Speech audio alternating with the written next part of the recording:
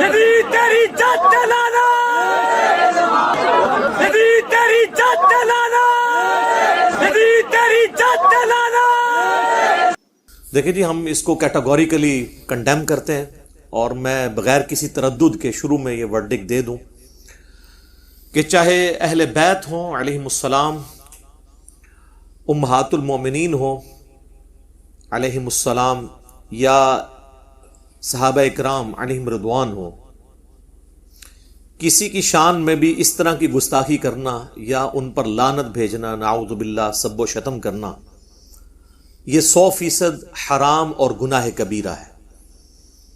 حتیٰ کہ حضرت معاویہ رضی اللہ تعالیٰ عنہ، حضرت مغیرہ ابن شعبہ رضی اللہ تعالیٰ عنہ، حضرت عمر ابن عاص رضی اللہ تعالیٰ عنہ، خواہ یہ 3 شخصیات ہی کیوں نہ ہوں جن سے مولا علی رضی اللہ تعالی عنہ علیہ السلام اپنی وفات تک ناراض رہے، اس کے باوجود صرف علمی اختلاف کی ہم اجازت دیں گے، ان کے بارے میں گالی گلوچ کرنا یا لعنت بھیجنا یہ مسلمانوں کی روش نہیں ہے۔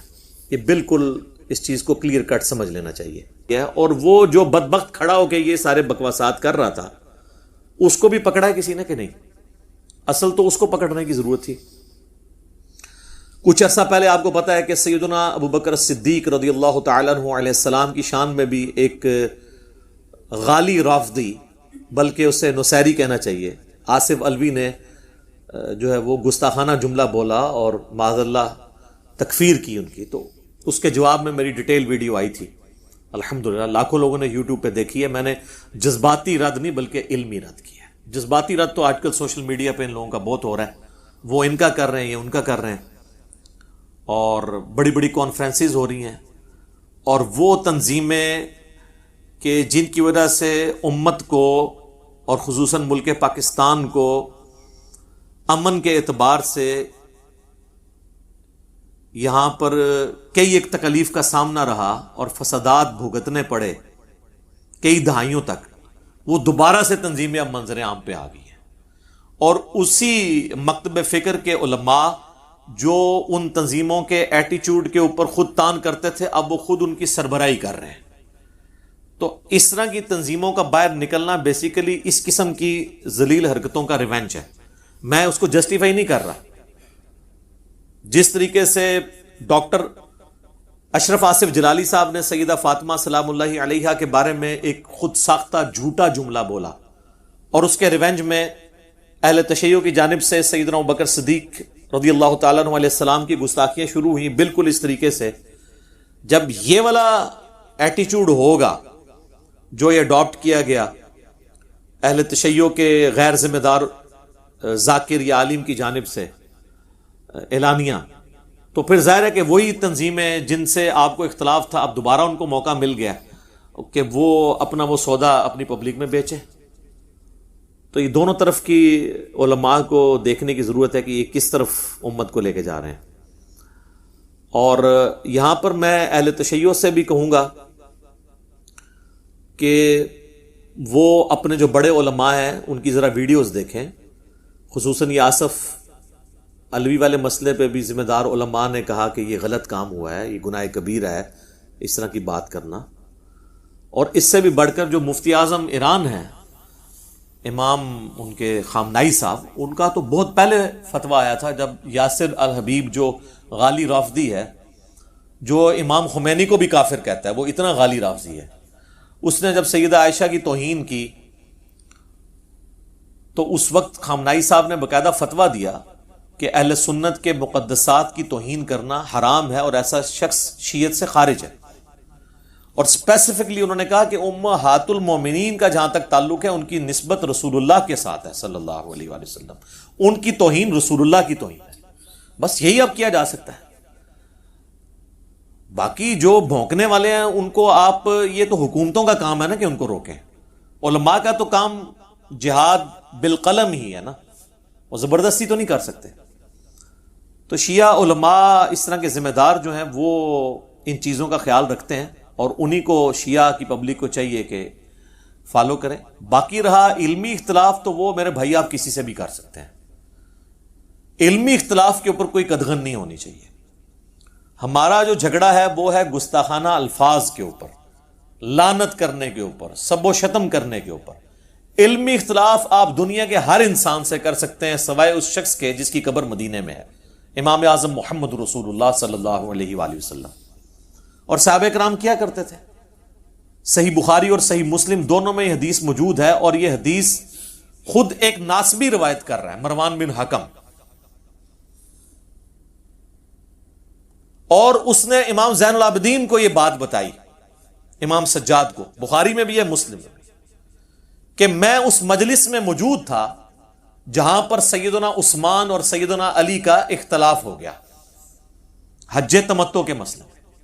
حضرت عثمان حج تمتع پہ پابندی لگانا چاہتے تھے، حضرت علی کہتے تھے نبی علیہ السلام نے حج تمتع کو جاری کیا ہے، یہ سنت ہے، آپ اس پہ پابندی نہ لگائیں.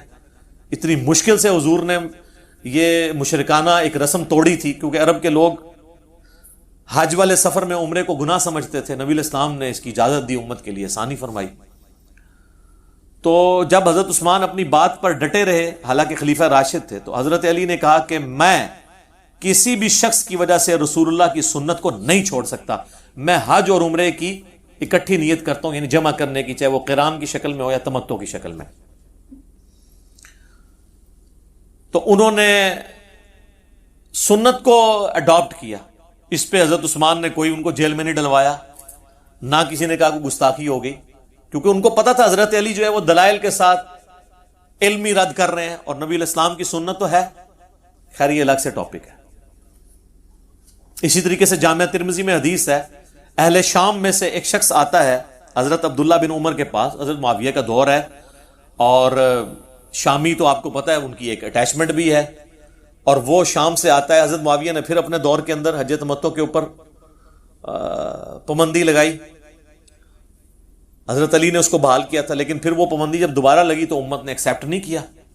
تو عبداللہ بن عمر سے آ کے وہ شخص کہتا ہے، ترمذی کے الفاظ ہیں کہ بتائیے حج تمتع جائز ہے، ایک ہی سفر میں حج اور عمرے کو جمع کرنا؟ تو ان کا جائز، یہ تو سنت ہے، یعنی نبی علیہ السلام کا جاری کردہ طریقہ. اگرچہ آپ نے قران کیا لیکن وہ بھی ایک حج اور عمرے کو جمع کرنے کی شکل ہے. تو اس نے آگے سے کہا کہ آپ کے والد حضرت عمر تو اس سے منع کرتے تھے. تو انہوں نے کہا بتاؤ کسی چیز کو نبی صلی اللہ علیہ وآلہ وسلم جاری فرمائیں اور حکم دیں اپنے اصحاب کو، اور میرے والد اس کی مخالفت میں کوئی بات کریں تو میرے باپ کی بات مانی جائے گی یا رسول اللہ کی صلی اللہ علیہ وآلہ وسلم؟ اس نے کہا جی نبی صلی اللہ علیہ وآلہ وسلم کی بات مانی جائے گی. تو انہوں نے کہا پھر نبی صلی اللہ علیہ وآلہ وسلم نے حج تمتع کا حکم دیا. یہ ایک الگ سے ٹاپک ہے. اس طرح کے اور کئی ایک اختلافی موضوعات ہیں. مسئلہ نمبر 197 میرا یوٹیوب پہ ریکارڈڈ موجود ہے، وہ آپ دیکھ سکتے ہیں. اماموں کی گستاخی کا الزام. یہ تو اماموں کو لے کے بیٹھے ہوئے ہیں نا. ہم تو بتا رہے ہیں خلفائے راشدین سے صحابہ کرام اختلاف کر لیتے تھے علمی دلائل کی روشنی میں. وہ خلفائے راشدین جن کے بارے میں ابو داؤد، ترمذی، ابن ماجہ میں حدیث ہے، مشکات میں بھی آپ کو مل جائے گی حدیث، علیکم بسنتی و سنت الخلفاء الراشدین المہدیین، تم پر میری سنت اور میرے خلفائے راشدین ہدایت یافتہ کی سنت لازم ہے. سیدنا ابو بکر، عمر، عثمان، علی اور حسن ابن علی کے بھی 6 مہینے شامل کر لیں رضی اللہ عنہم اجمعین وعلیہم السلام اجمعین. تو باقی لوگوں سے تو اختلاف رائے ہو سکتا ہے. بلکہ شاہ ولی اللہ دہلوی، جن کو بریلوی، دیوبندی، اہل حدیث سب کانٹیننٹ میں تینوں جو سنیت کے ٹھیکیدار بنے ہوئے ہیں اور دعوے دار، وہ اپنا امام مانتے ہیں. ان کی شعراء آفاق تصنیف عربی میں جو ہے حجت اللہ البالغہ، اردو ترجمہ ہو چکا ہے، اس میں انہوں نے چاروں اماموں کے اقوال پہ ایک پورا چیپٹر باندھا ہے. اس میں انہوں نے امام مالک کا قول نقل کیا ہے کہ امام مالک کہا کرتے تھے کہ اس دنیا میں سوائے رسول اللہ کے صلی اللہ علیہ وآلہ وسلم کوئی ایسا شخص نہیں جس کی ہر بات مقبول ہو اور کوئی بات مردود نہ ہو. اور نبی علیہ السلام کی قبر مبارک کی طرف اشارہ کر کے وہ کہا کرتے تھے کہ اس صاحب قبر صلی اللہ علیہ وآلہ وسلم کے سوا کوئی ایسا شخص نہیں ہے کہ جس سے آپ اختلاف نہ کر سکتے ہوں سوائے آپ صلی اللہ علیہ وآلہ وسلم کے. تو یہ ہے مسلمانوں کی دین کی جڑ اور بنیاد. اب یہاں پر میں اہل تشیع عوام سے بھی کہوں گا کہ علی کے شیعہ بنیں، بنو امیہ کے شیعہ نہ بنیں. سیدنا علی کی یہ تعلیمات نہیں ہیں جو آپ لے کر چل رہے ہیں. آپ اپنی کتابوں کی طرف رجوع لے کر آئیں، جو ہم آپ سے عرض کرتے رہتے ہیں کہ مرنے سے پہلے اے مسلمان کر لے اس پہ غور. کتابوں کا خدا اور ہے، بابوں کا خدا اور. کہنے کو تو دین سب کا اسلام ہے، لیکن کتابوں کا جہاں اور ہے، بابوں کا جہاں اور. بکش مسلم بنے. تو کسی نے علی کا شیعہ بننا ہے تو کتابی شیعہ بنے، بابی شیعہ نہ بنے. کتابوں کے شیعہ اور ہیں، بابوں کے شیعہ اور. کتابوں کے شیعہ اور ہیں اور ذاکروں کے شیعہ اور. تو یہ غور کریں ذرا. تو اس کانٹیکسٹ میں شیعہ مکتب فکر کو 2 ریفرنسز کوٹ کروں گا اسی کانٹیکسٹ کے اندر، لیکن اس سے پہلے ایک دفعہ دروشی پڑھ لیں.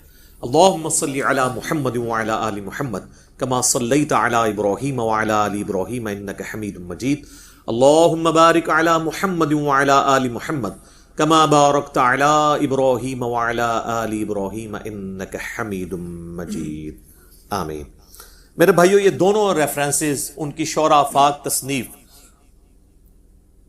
جس کو وہ فالو بھی کرتے ہیں، اس کا ذکر بھی کرتے ہیں، نہج البلاغہ، سیدنا مولا علی رضی اللہ تعالیٰ عنہ علیہ السلام کے خطبات اور ان کے مکتوبات کا مجموعہ ہے.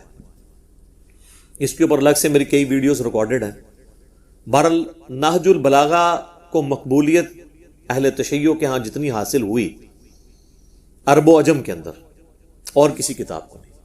ویسے حدیث کی کتابیں جس طرح ہماری بخاری اور مسلم ہے، اس لیول کی ان کی جو کتاب ہے وہ اصول الکافی ہے، لیکن اس کو بھی اتنی شہرت نہیں ملی جتنی شہرت نہج البلاغہ کو ملی. یہ میرے بھائیو نہج البلاغہ اب نئی پرنٹ ہو کے آئی ہے، بڑی خوبصورت کمپوزنگ میں، مجھے گفٹ بھیجی ہمارے ایک دوست نے. تو اس سے میں نے 5 ریفرنسز، پچھلے دنوں بھی میری ویڈیو ریکارڈ ہوئی تھی، سیدنا ابوبکر صدیق رضی اللہ تعالیٰ عنہ علیہ السلام کی گستاخی جو کی تھی ایک نصیریہ ذاکر نے، اس کے رد میں. تو میں نے اس میں حوالہ اس میں بھی دیا تھا اسی سے، اور آج بھی میں اس سے 2 ریفرنسز دوں گا. پہلا ریفرنس جو ہے وہ نہج البلاغہ سے خطبہ نمبر ہے 204 مولا علی کا، اور یہ مفتی جعفر حسین صاحب رحمہ اللہ تعالیٰ فوت ہو چکے ہیں. ان کا یہ ترجمہ ہے. شیعہ کے ایک اتھینٹک علماء میں سے ایک بڑی پرسنالٹی تھے. تو آپ دیکھیں اس خطبے کا عنوان کیا ہے. وَقَدْ سَمِعَ قَوْمًا مِّنْ أَصْحَابِهِ يَسُبُّونَ أَهْلَ الشَّامِ أَيَّامَ حَرْبِهِمْ بِصِفِّينَ. اور جب مولا علی علیہ السلام نے اپنے ساتھیوں کو سنا کہ وہ جنگ کے دوران اہل شام یعنی حضرت معاویہ رضی اللہ تعالیٰ عنہ کی پارٹی پر سب و شتم کر رہے تھے جنگ کے دنوں میں جب آپ نے تلوار اٹھا لی تو باقی چیزیں تو چھوٹی ہوگی، لیکن اخلاقیات سے نہیں کسی کو گرنا چاہیے. تو اس پہ پھر مولا علی کا خطبہ ہے. میں تمہارے لیے اس چیز کو پسند نہیں کرتا کہ تم گالیاں دینے لگو. یہ ہیں علی کے شیعہ جو مولا علی کو فالو کریں گے. اگر تم ان کے کرتوت کھولو اور ان کے صحیح حالات پیش کرو تو یہ ایک ٹھکانے کی بات ہے، اور عذر تمام کرنے کا صحیح طریقہ کار ہوگا. یعنی علمی طریقے سے رد کرو، گالی دینے سے کیا ملے گا. تم گالم گلوچ کے بجائے یہ کہو خدایا ہمارا بھی خون محفوظ رکھ اور ان کا بھی، اور ہمارے اور ان کے درمیان اصلاح کی صورت پیدا کر اور انہیں گمراہی سے ہدایت کی طرف لا، تاکہ حق سے بے خبر حق کو پہچان لیں اور گمراہی اور سرکشی کے شیدائی اس سے اپنا رخ موڑ لیں. یہ ہے میرے بھائیوں ایک طریقہ پازیٹیو چیزوں کو ہائی لائٹ کرنے کا. اور مزے کی بات بتاؤں، اسی سے ملتا جلتا خطبہ اہل سنت کے ہاں آپ کو المستدرک للحاکم میں مل جائے گا. انٹرنیشنل نمبر کے مطابق 8658 نمبر حدیث ہے، جس میں مولا علی کے الفاظ ہیں کہ اہل شام کو گالی مت دو، بلکہ ان کے کرتوتوں کو برا کہو، یا ان میں جو برے لوگ ہیں ان کو برا کہو، ان کو گالی مت دو. تو یہ نہج البلاغہ میں بھی خطبہ آ گیا اور المستدرک للحاکم کے اندر بھی آ گیا. اچھا، دوسرا ریفرنس وہ ہے مولا علی رضی اللہ تعالیٰ عنہ علیہ السلام نے ایک مکتوب لکھا تھا معاویہ ابن ابی سفیان کے نام. یہ خط نمبر ہے مکتوب نمبر 6. اچھا یہ جو میں آپ کو نمبرنگ بتا رہا ہوں یہ پوری دنیا میں سٹینڈرڈ ہے، عربی میں، فارسی میں، اردو میں، ایون جتنے ورژن آپ کو ملیں گے پرنٹنگ والے سب میں نمبرنگ یہی ہوگی، خطبوں کی اور مکتوب کی. یہ خط ہے. یہ خط انہوں نے لکھا ہے جب حضرت معاویہ نے خلیفہ وقت کی بیعت سے انکار کیا، امام وقت کے خلاف بغاوت کی، تو اس میں حضرت علی نے ان کو سمجھانے کے لیے کیا لکھا؟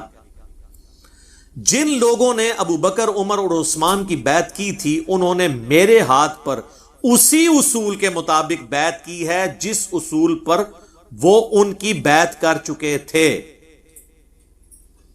یعنی مولا علی یہ کہہ رہے ہیں کہ میری خلافت کی دلیل یہ ہے کہ جس اصول پہ خلفائے ثلاثہ کی بیعت ہوئی ہے، جن اصحاب نے کی ہے، اسی اصول کے اوپر میری بیعت ہوئی ہے جن پہ خلفائے ثلاثہ کی ہوئی تھی. اچھا بعض شیعہ کہتے ہیں یہ انہوں نے بیسیکلی الزامی جواب کے طور پہ حضرت معاویہ کو کہا تھا، اس کا یہ مطلب نہیں کہ وہ خلفائے ثلاثہ کی بیعت کو درست سمجھتے تھے. نہ، یہ آپ نے غلط رزن نکالا ہے. یہ مکتوب خود اپنی حفاظت کرے گا کہ آپ اپنا لقمہ اس کے منہ میں نہیں ڈال سکتے. آگے جا کے مولا علی کہیں گے کہ وہ اصحاب جنہوں نے 3 خلفاء کو چنا تھا اور مجھے بھی چنا ہے، ان کا چننا اس میں اللہ کی خوشنودی ہے اور ان اصحاب کی مخالفت اللہ کی مخالفت ہے. تو بات ہی ختم ہو گئی. اب آپ جتنی مرضی اپنی پبلک کو کہانیاں کرواتے رہیں، باطل تو نہیں داخل ہو سکتا. اب وہ کیا کہتے ہیں؟ اور اس کی بنا پر جو حاضر ہے اسے پھر نظر ثانی کا حق نہیں، اور جو بر وقت موجود نہ ہو اسے رد کرنے کا اختیار نہیں، اور شورا کا حق صرف مہاجرین اور انصار کو ہے، اور اگر وہ کسی پر ایکا کر لیں اور اسے خلیفہ سمجھ لیں تو اسی میں اللہ کی رضا اور خوشنودی سمجھی جائے گی. اب جو کوئی اس کی شخصیت پر اعتراض یا نیا نظریہ اختیار کرتا ہوا الگ ہو جائے تو اسے وہ سب اسی طرح واپس لائیں گے جدھر سے وہ منحرف ہوا ہے. اب دیکھیں وہ کہہ رہے ہیں اللہ کی رضا ہے، جو ہٹے گا اسے واپس لایا جائے گا. وہ سورۃ الحجرات میں بھی آیا نا کہ اگر مسلمانوں کا کوئی گروہ باغی ہو جائے اور وہ نہ سمجھ رہا ہو تو اسے قتال کر کے آمادہ کرو کہ واپس آئے. اسی کے تحت مولا علی نے جنگ جمل، صفین اور نہروان لڑی تھی. اور اگر انکار کرے تو اس سے لڑیں. یہ وہی بات آ گئی، کیونکہ وہ مومنوں کے طریقے سے ہٹ کر دوسری راہ پر ہو لیا ہے، اور جدھر وہ پھر گیا ہے اللہ بھی اسے ادھر ہی پھیر دے گا. اے معاویہ میری جان کی قسم اگر تم اپنی نفسانی خواہشوں سے دور ہو کر عقل سے دیکھو تو سب لوگوں سے زیادہ مجھے عثمان کے خون سے بری پاؤ گے، مگر یہ کہ تم بہتان باندھ کر کھلی ہوئی چیزوں پر پردہ ڈالنے لگے ہو. والسلام. شکر ہے اسلام لکھ دیتا ہے. اسلام کا مطلب ہے کہ انہوں نے وہ مسلمان سمجھا. ٹھیک ہے نا. اور بیعت پہ آمادہ کرنے کا مطلب یہ ہے کہ ان کو مسلمان سمجھتے تھے تبھی بیعت پہ آمادہ کیا نا. کافر سے تو نعوذ باللہ بیعت نہیں لینی تھی. تو آپ یعنی وہ سلام بھیج رہے ہیں اور آپ جناب لانتے بھیج رہے ہیں. آپ دیکھ لیں، آپ علی کے شیعہ ہیں یا بنو امیہ کے شیعہ ہیں یا ان کے شیعہ ہیں جن کے نام مولا علی نے خط لکھا ہے، تو آپ اسی کے شیعہ بنیں جو جس کا شیعہ آپ کو بننا چاہیے، پارٹی کا بندہ، مولا علی کا پارٹی کا بندہ. اچھا میرے بھائیوں، یہ جو سب و شتم کا ٹاپک ہے یہ انتہائی سینسٹیو ٹاپک ہے، اور اس کے ساتھ کئی ایک چیزیں جڑی ہوئی ہیں، کئی ایک تلخ حقائق جڑے ہوئے ہیں کہ اس کی بنیادیں کہاں ہیں. یہ حقیقت بات ہے کہ یہ سب و شتم کا سلسلہ بنو امیہ کے دور میں شروع ہوا سیدنا علی بن ابی طالب پر، اور پھر اس کے ریونج میں جو مولا علی کے شیعہ تھے وہ بھی ایکسٹریم رویے پر گئے، اور انہوں نے وہی کام جو ہے وہ بنو امیہ کے ساتھ اور بلکہ ان کی وجہ سے نعوذ باللہ خلفائے ثلاثہ کے اوپر کرنا شروع کر دیا. اچھا یہ میں بنو امیہ جب بھی نام لوں تو آپ نے حضرت عثمان کے پیچھے جا کے نہیں چھپنا یا عمر بن عبد العزیز کے پیچھے نہیں چھپنا. یہ غلط ایٹیچیوڈ ہے. یہ اس طریقے سے ہی ہے جس طرح اگر ہم بنو ہاشم کے فضائل بیان کریں جو بخاری مسلم میں آتا ہے کہ نبی علیہ السلام نے فرمایا کہ اللہ تعالیٰ نے سب سے بہترین خاندان کو یعنی انسانیت میں چنا، تو آپ یہ کہیں گے جی چنگا عظیم خاندان ہے، ابو لہب پیدا ہو گیا اتھے، تو پھر ظاہر انڈرسٹوڈ ہوگا رسول اللہ نے حالانکہ اس کو علیحدہ نہیں کیا کہ سوائے ابو لہب کے. تو میں بھی اگر علیحدہ نہ کروں تو انڈرسٹوڈ ہے کہ حضرت عثمان اور عمر بن عبد العزیز رضی اللہ عنہما وعلیہم السلام وہ ان کو ہم ایکسکلوڈ کر رہے ہیں. ہم بات کر رہے ہیں اوور آل بنو امیہ کی. تو غلط طریقے سے چیزوں کو لے کے نہیں چلنا چاہیے, علمی طریقے سے لے کے چلنا چاہیے. تو یہ ایک ٹاپک ہے, میں نے اس کے اوپر ایک ریسرچ پیپر لکھ دیا. اس سے کئی ایک ٹاپک اور جڑے ہوئے ہیں جو میں نے الحمدللہ 6 ٹاپکس کے اندر ایک ریسرچ پیپر لکھا ہے. واقعہ کربلا کا حقیقی پس منظر 72 صحیح الاسناد احادیث کی روشنی میں. یہ 72 کا ٹائٹل تو شہدائے کربلا کی نسبت سے ہے, ادروائز اس میں حدیثیں 200 سے زیادہ ہیں. ایک ایک نمبر پہ کئی حدیثیں ہیں. صرف 33 نمبر پہ جو میں نے غدیر خم کی حدیث لی ہے نا, اس میں 8 روایتیں میں نے نقل کی ہیں. نمبر ایک ہی دیا ہے اس کو 33, تاکہ 72 کی نسبت قائم رہے. یہ اللہ کے فضل سے عربی میں بھی ہے. سب سے پہلے عربی میں لکھا, پھر اردو ترجمہ ہوا, پھر ہندی ترجمہ ہوا, پھر انگلش ہوا. انٹرنیشنل پمفلٹ ہے. اور اس میں اکثر حدیث بخاری اور مسلم سے ہیں. حدیثوں کے نمبر علماء حرمین اور بیروت کی انٹرنیشنل نمبرنگ کے اوپر ہیں, جو عربی کتابیں چھپتی ہیں دارالاسلام کی یا دارالکتب العلمیہ کی.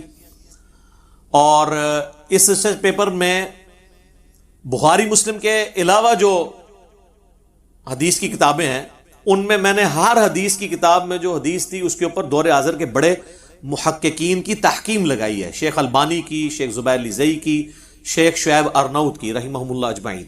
اور بخاری مسلم جو ہے وہ تو ویسے صحیح ہے نا. یہ 6 ٹاپک کیا تھے؟ نمبر 1, منہج نبوی پر قائم خلافت راشدہ کی صحیح مدت کتنی تھی اور خلافت کے اہل حقیقی خلفۂ راشدین کون تھے. دوسرا ٹاپک ہے خلیفہ راشد سے بغاوت بدعت ہے. جنگ جمل, صفین اور نہروان میں سیدنا علی کی حقانیت اور شہادت سیدنا عثمان کے اصلی اسباب. ایک تو آپ کو بتایا گیا نا جعلی عبداللہ ابن سبا, وہ تو بعد کی پیداوار ہے, صرف آل امیہ کو چھپانے کے لیے اس کے کھاتے میں چیزیں ڈال دی. اس میں نے بخاری مسلم سے کھولا ہے, حکمرانوں کی لکھوائی بھی تاریخ سے نہیں, حدیث کی کتابوں سے. تیسرا ٹاپک, رسول اللہ صلی اللہ علیہ وآلہ وسلم نے اپنی وفات سے 1 مہینہ قبل مستقبل میں ہونے والے حکومتی بگاڑ سے متعلق غیبی خبریں دے دی تھی. چوتھا ٹاپک, چوتھے خلیفہ راشد سیدنا علی کے فضائل کا بیان اور ان پر ممبروں سے لعنت کرنے کی بدعت کب اور کس نے ایجاد کی, جو آج کا ٹاپک ہے. بڑے عرصے سے لوگ مجھے کہہ رہے تھے اتنے بھی کوئی سب و شتم تے بھی کوئی ریکارڈنگ کراؤ, آ گئی جی پھر ہوں سامو. 5واں ٹاپک, حضرت معاویہ رضی اللہ تعالیٰ عنہ کو حکومت مل جانے کے بعد سے بتدریج امت پر کیسی ملوکیت مسلط ہوئی اور اس کا بھیانک نتیجہ کیا نکلا. اور آخری ٹاپک, سیدنا حسین کے فضائل کا بیان رضی اللہ تعالیٰ عنہ اور یزید بن معاویہ کی ملوکیت میں اس کے گورنر عبید اللہ ابن زیاد کے ذریعے مظلومانہ شہادت. یہ 6 ٹاپک اللہ کے فضل سے کور کیے ہیں. سافٹ کاپی آپ فری ڈاؤن لوڈ کر سکتے ہیں ہماری ویب سائٹ ahlsunnatpak.com سے. ہارڈ کاپی آپ مفت منگوا سکتے ہیں. TCS کا آپ کو 300 روپے خرچہ دینا پڑے گا. صرف یہ نہیں, 12 کا پیکج ہے جس میں 9 ریسرچ پیپر ہیں اور 3 اذکار کارڈ ہے. یہ 12 کا پیکج آپ اپنے گھر ہارڈ کاپی ڈاک میں منگوا سکتے ہیں. اور اللہ کے فضل سے یہ سارے ریسرچ پیپر کلرڈ پرنٹ ہوئے ہیں, ریڈ اور بلیک میں. بلیک میں رائٹنگ ہے, ریڈ میں حوالے ہیں, تاکہ انا بھی پڑھ لیں. تو صبح 9 سے لے کر شام 5 بجے تک ہماری اکیڈمی کا نمبر کھلا ہوتا ہے. بیچ میں کھانے کا وقفہ یا نماز کا وقفہ ہے, یہ الگ بات. ہماری اکیڈمی کا نمبر ہے +92 321 5900 پاکستان سے کریں گے تو 0321 5900 واٹس ایپ اس پہ ہے لیکن انٹرٹین نہیں ہوگا. ہاں کوئی کال کر لیتا ہے تو شاید انٹرٹین ہو جائے. میسج آپ نے جو کرنا ہے وہ ٹیکسٹ میسج کرنا ہے, اور اس میں بھی کال کر کے کنفرم کرنا ہے تو آپ کے گھر ڈاک آ جائے گی. اس کے لیے جو پیمنٹ آپ کو صرف TCS کا خرچہ دینا پڑے گا, وہ ایزی پیسہ اکاؤنٹ بھی اس پہ بنا ہوا ہے, موبی کیش کا بھی, وہ انشاءاللہ آپ کو پورا طریقہ بتا دیں گے. تو آپ ہارڈ کاپی یہ منگوا سکتے ہیں, پڑھیں. اس میں سارے حقائق میں نے احادیث کی کتابوں سے کھولے ہیں, حکمرانوں کی تاریخ سے نہیں. اب رہا یہ ایشو, چونکہ اب چل نکلا ہے, 3 سال سے مجھ پہ زور تھا ہمارے اسٹوڈنٹس کی جانب سے کہ سب و شتم کے ایشو کو ویڈیو میں ریکارڈنگ میں لے کے ہیں. گاہے بگاہے تو میں اس کا ذکر کرتا تھا, لیکن اب چونکہ یہ ایک ایشو آیا ہے تو اس کانٹیکسٹ میں یہ بات کروں کہ یہ جو کچھ ہوا حضرت معاویہ رضی اللہ تعالیٰ عنہ یا ابو سفیان رضی اللہ تعالیٰ عنہ کے بارے میں نازیبہ کلمات والا, تو اس کی روٹس 1400 سال پرانی ہیں، یہ کوئی آج کی پیداوار نہیں ہے. اور اس کے اوپر اجماع ہے کہ بنو امیہ کے دور میں صلح حسن 41 ہجری سے لے کر 99 ہجری تک، آلموسٹ 60 سال تک بنو امیہ کے ممبروں پہ تینوں بر اعظموں کے اندر جمعے اور عیدین کے خطبوں میں سیدنا علی ابن ابی طالب رضی اللہ تعالیٰ عنہ وکرم اللہ وجہ الکریم وعلیہ السلام پر سب و شتم کیا جاتا تھا. اور اس پہ کوئی دوسری رائے نہیں ہے. یہ تو ضرور رائے ہے کہ حضرت معاویہ کے حکم سے ہوتا تھا یا ان کے چیلے خود سے کرتے تھے، اور وہ بھی ظاہر ہے کہ ایک آنکھیں بند کرنے والی بات ہے. یہ تو اسی طریقے سے ہے کوئی شخص کہ جی لال مسجد میں جو کچھ ہوا وہ پرویز مشرف کو تو نہیں پتا تھا، نیچے پتہ نہیں کوئی کر گیا، تو وہ آپ نے ویسے آنکھ بند کرنی تو علیحدہ کریں. بال حدیثیں کیا کہتی ہیں وہ انشاءاللہ آپ کو پتہ چل جائے گا کہ کون کروا رہا تھا اور کس کے کرنے سے ہو رہا تھا. تو اس کے اوپر اجماع ہے، بخاری مسلم کی احادیث گواہ ہیں، میں نے ریسرچ پیپر میں ساری نقل کی ہیں. اور ان احادیث کو ڈسکس کرنے سے پہلے میں بزرگوں کے حوالے پیش کر دیتا ہوں، کیونکہ یہاں پہ بزرگ پرستی بہت ہے نا سب کانٹیننٹ میں، بلکہ پوری دنیا میں. ایک انٹرنیشنل بزرگ ہیں جسے پوری دنیا میں صوفیاء اور اہل حدیث سلفی سب لوگ ہی بزرگ مانتے ہیں، امام جلال الدین سیوطی، المتوفا 911 ہجری، جنہوں نے خود اپنے آپ کو اس صدی کا مجدد بھی ڈکلیئر کیا تھا. تو اشاروں میں ڈائریکٹ تو نہیں کرتے نا، انہوں نے اشاروں میں کیا، پچھلوں نے ان کو مان لیا. آپ پوچھ لیں ذرا بریلوی دیوبندیوں سے کہ کون ہے مجدد، تو وہ کہیں گے جی وہ جلال الدین سیوطی ہیں. انہوں نے کئی بلکہ اسلام کی تاریخ کے اندر چند ایک بڑے مصنفین جنہوں نے بے شمار کتابیں لکھی ہیں، جس طرح امام بیہقی ہیں، امام غزالی ہیں، اسی طریقے سے جلال الدین سیوطی بھی ایک بڑا رائٹر ہے. دنیا جان کے ہر ٹاپک پہ ان کی آپ کو تحریریں ملیں گی. ایک کارنامہ ان کا یہ ہے کہ صرف ایک جلد کے اندر انہوں نے تاریخ الخلفاء لکھی ہے. یہ اپنے دور تک سارے حکمرانوں کی تاریخ لکھی، سیدنا ابوبکر صدیق سے لے کر شروع ہوئے خلفائے راشدین، اس کے بعد بنو امیہ، بنو عباس، پھر اسی طریقے سے ایوبیوں کی حکومت، اور مختلف جو دنیا میں مسلمان جہاں جہاں حکمران تھے نا ان کے ساروں کے. اس کو پڑھ کے یہ 1995 میں نے پڑھی تھی جب میں انجینئرنگ یونیورسٹی میں فرسٹ ایئر کا اسٹوڈنٹ تھا. تو مجھے کئی دن تک جو ہے نا وہ صحیح طریقے سے نیند بھی نہیں آتی تھی کہ ہمارے حکمران یہ کچھ کرتے رہے، ہمیں تو کوئی اور ہی کہانیاں کروائی گئی تھی. ان کی بڑی نیکی ہے کہ انہوں نے ایک جلد کے اندر، یہ آلموسٹ 600 صفحوں کی کتاب ہے، پورے 600 صفحے، یہ آپ کو کسی بھی مکتبے سے مل جائے گی. بریلوی دیوبندی دونوں سے چھاپ رہے ہیں. اس میں آپ سیدنا عمر بن عبدالعزیز والا چیپٹر نکالیں. ویسے تو آپ کو بتایا جاتا ہے اسلام کے پہلے مجدد جو ہیں عمر بن عبدالعزیز ہیں، 99 ہجری میں خلیفہ بنے، 101 ہجری میں صرف 38 سال کی عمر میں زہر دے کے بنو امیہ نے انہیں قتل کر دیا. آگے ہم پوچھتے ہیں کہ انہوں نے کون سا ایسا تجدیدی کارنامہ کیا ہے، تو اسی میں قیامت مضمر ہے. بنو امیہ کی انہوں نے گند کو صاف کیا ہے نا، وہی تجدیدی کارنامہ ہے. صرف ایک ڈاکٹر اسرار صاحب نے تھوڑی ہمت کی ہے ماڈرن سکالرز میں سے، یا مولانا مودودی نے خلافت و ملوکیت لکھے، باقی تو کسی کی جرت نہیں کہ بتائے کہ کیا تھا. تو اس میں عمر بن عبدالعزیز والا چیپٹر نکالیں تو یہ بزرگ فرماتے ہیں، کہتے ہیں نا اکابرین سے، بزرگوں سے پوچھ کے انہوں نے باقاعدہ اس چیپٹر میں، عمر بن عبدالعزیز والے چیپٹر میں لکھا ہے، بنو امیہ کے حکمرانوں کا دستور تھا کہ وہ اپنے خطبات میں حضرت علی رضی اللہ تعالیٰ عنہ کی شان میں سب و شتم اور نازیبہ الفاظ کہتے تھے، مگر آپ رحمت اللہ علیہ نے خلافت سنبھالتے ہی اس کی سختی سے ممانعت فرما دی.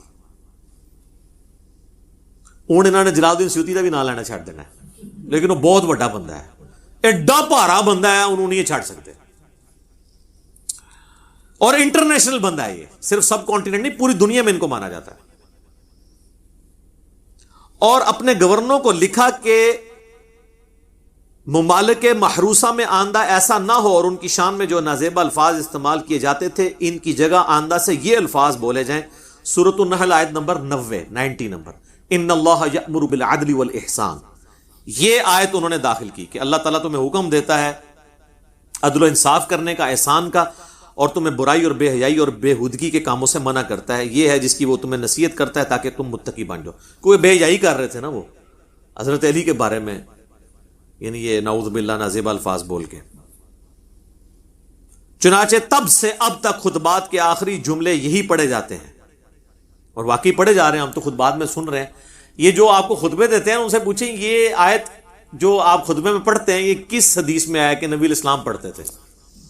تو آپ بتائیں گے عمر بن عبدالعزیز نے داخل کیا ہے. پھر آگے پوچھیں کیوں داخل کیا ہے، پھر وہ آپ سے کہیں گے یہ تو انجینئر کو تو نہیں سنتا. ہاں انجینئر. اچھا جی، یہ تو وہ بزرگ ہیں ان کو بریلوی دیوبندی اہل حدیث سب مانتے ہیں.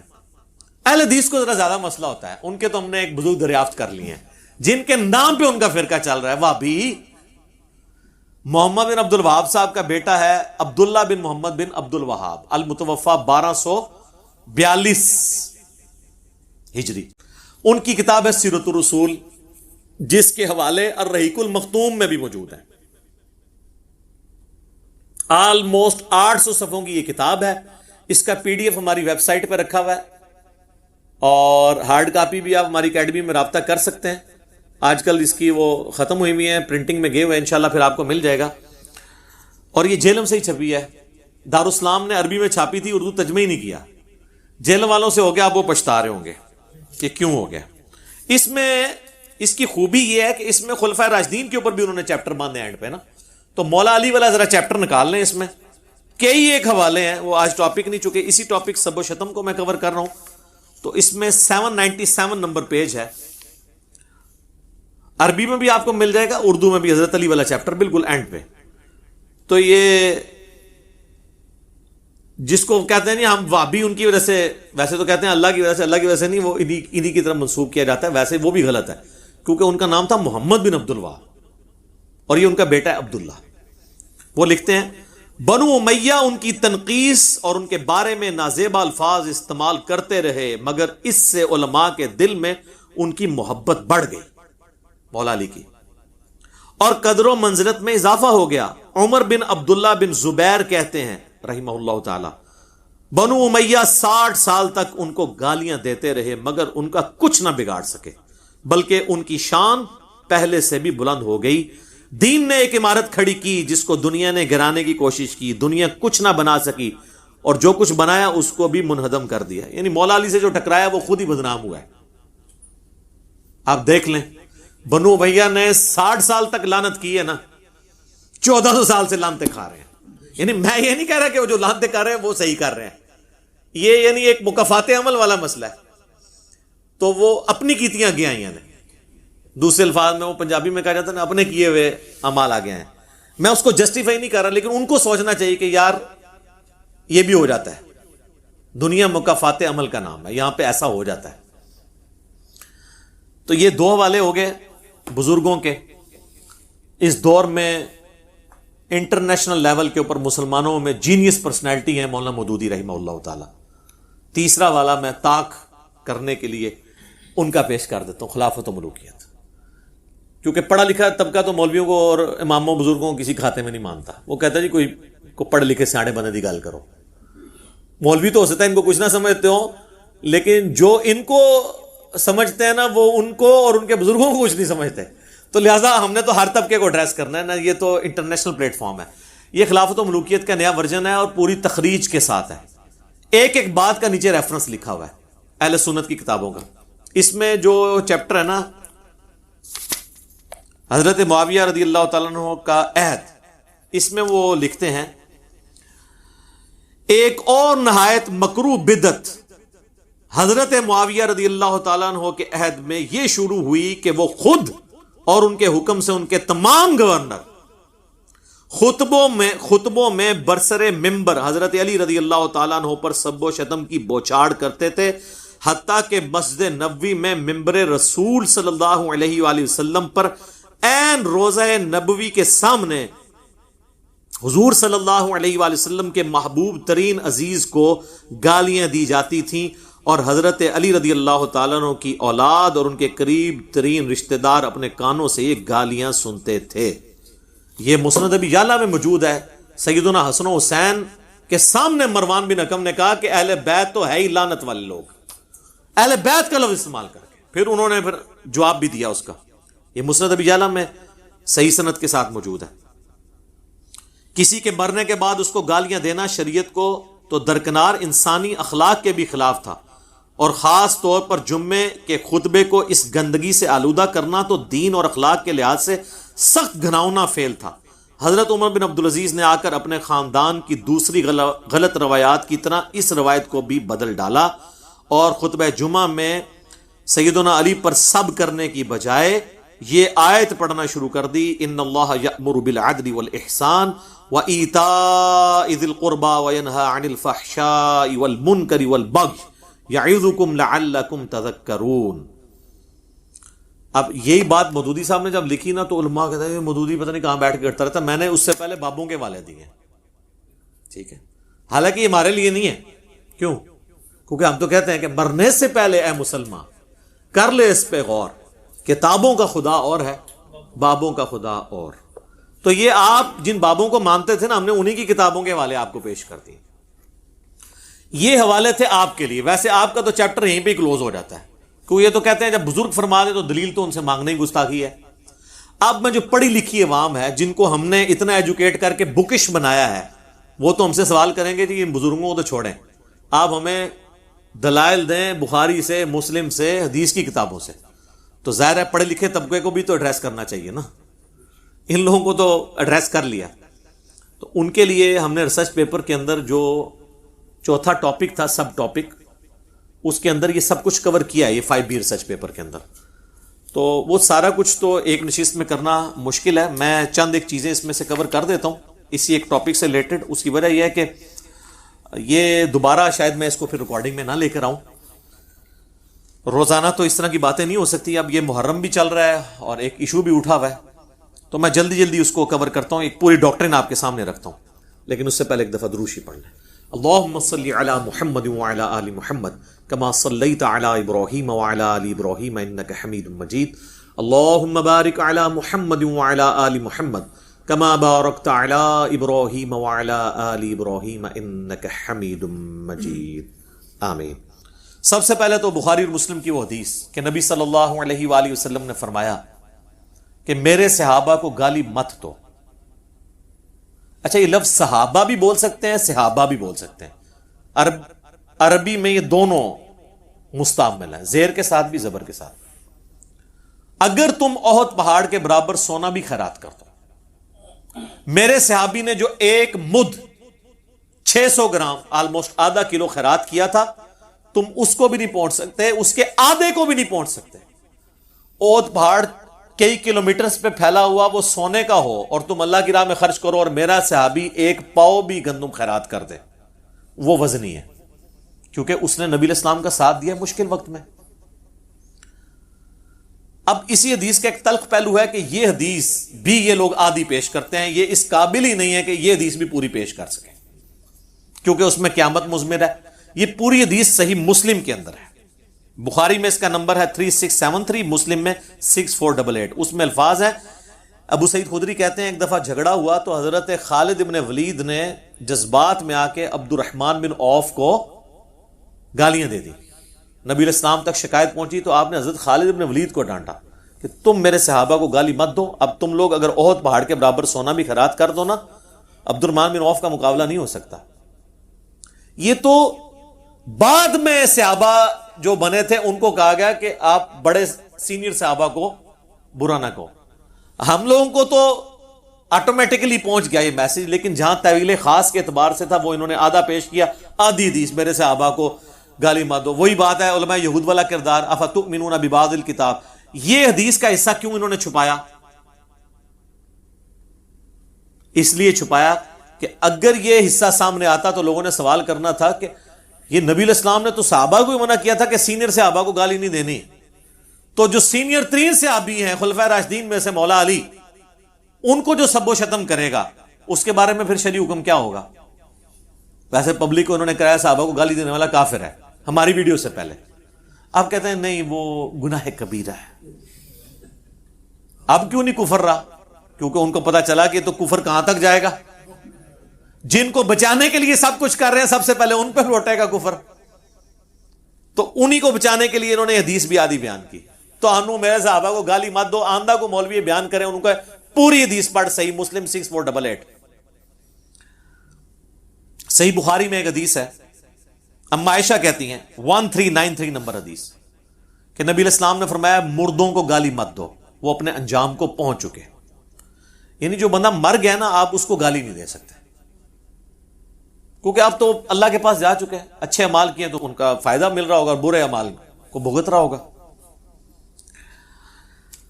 یہ میں نے ایک پورا مقدمہ بنایا ہے ایک بعد کے ٹاپک کے لیے, یہ احادیث جمع کر کے, تاکہ آپ کو پتا چلے کہ اگر سیدنا علی رضی اللہ تعالیٰ عنہ فوت ہو گئے تھے تو اس کے بعد تو ان پہ سب و شتم کرنا اس سے بڑا جرم تھا.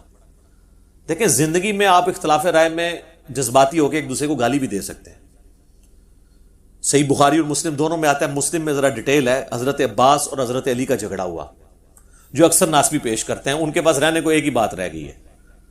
تو حضرت عباس جذباتی ہو گئے, اور ظاہر چچا بھی لگتے تھے حضرت علی کے. انہوں نے حضرت علی کو کچھ نازیبا الفاظ بول دیے. وہ کہتے ہیں دیکھیں جی یہ تو بنو ہاشم کے اندر سے سلسلہ شروع ہوا ہے جو ہے صحابہ پہ سب و شتم کرنے کا. ایک واقعہ پکڑا ہوا ہے. یہ تو آمنے سامنے جھگڑا ہوا, یہ تو معاملہ ہی اور ہے.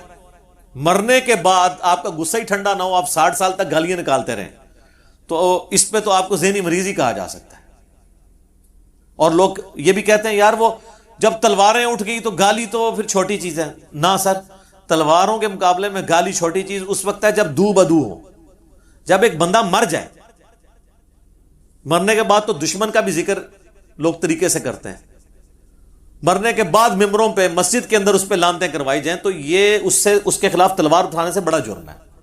یہ تو آپ کے خود اپنے نفسیاتی مریض ہونے کا ثبوت ہے, اور اخلاقیات کے ایک پست ترین لیول پہ ہونے کا ثبوت ہے اگر آپ یہ حرکت کرتے ہیں.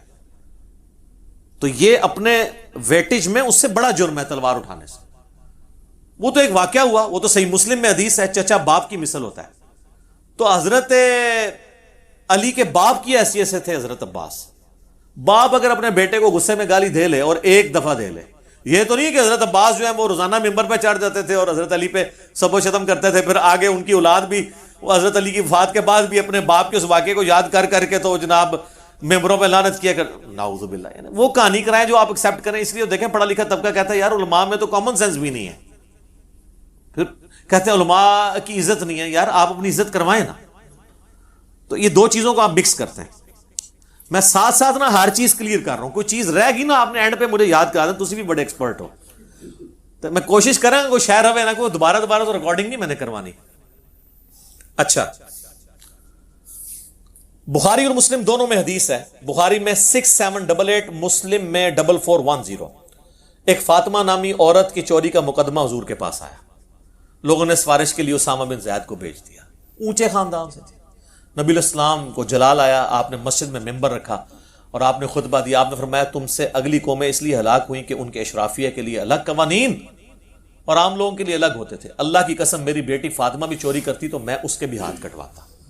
یہ نبی علیہ السلام نے بتایا کہ جب کوئی جرم کرے گا نا, پھر یہ نہیں دیکھا جائے گا کہ وہ فاطمہ بنت محمد ہے یا وہ عام فاطمہ ہے. جو جرم کرے گا وہ مجرم ہوگا. تو اگر سیدہ فاطمہ کے بارے میں نبی علیہ السلام یہ بات کہہ رہے ہیں تو جو لوگ فتح مکہ پر معافی مانگ کر مسلمان ہوئے یا طلقاء ہیں, اگرچہ وہ صحابی ہیں, ان کا مرتبہ تو بہت نیچے ہے نا سیدہ فاطمہ کے مقابلے میں.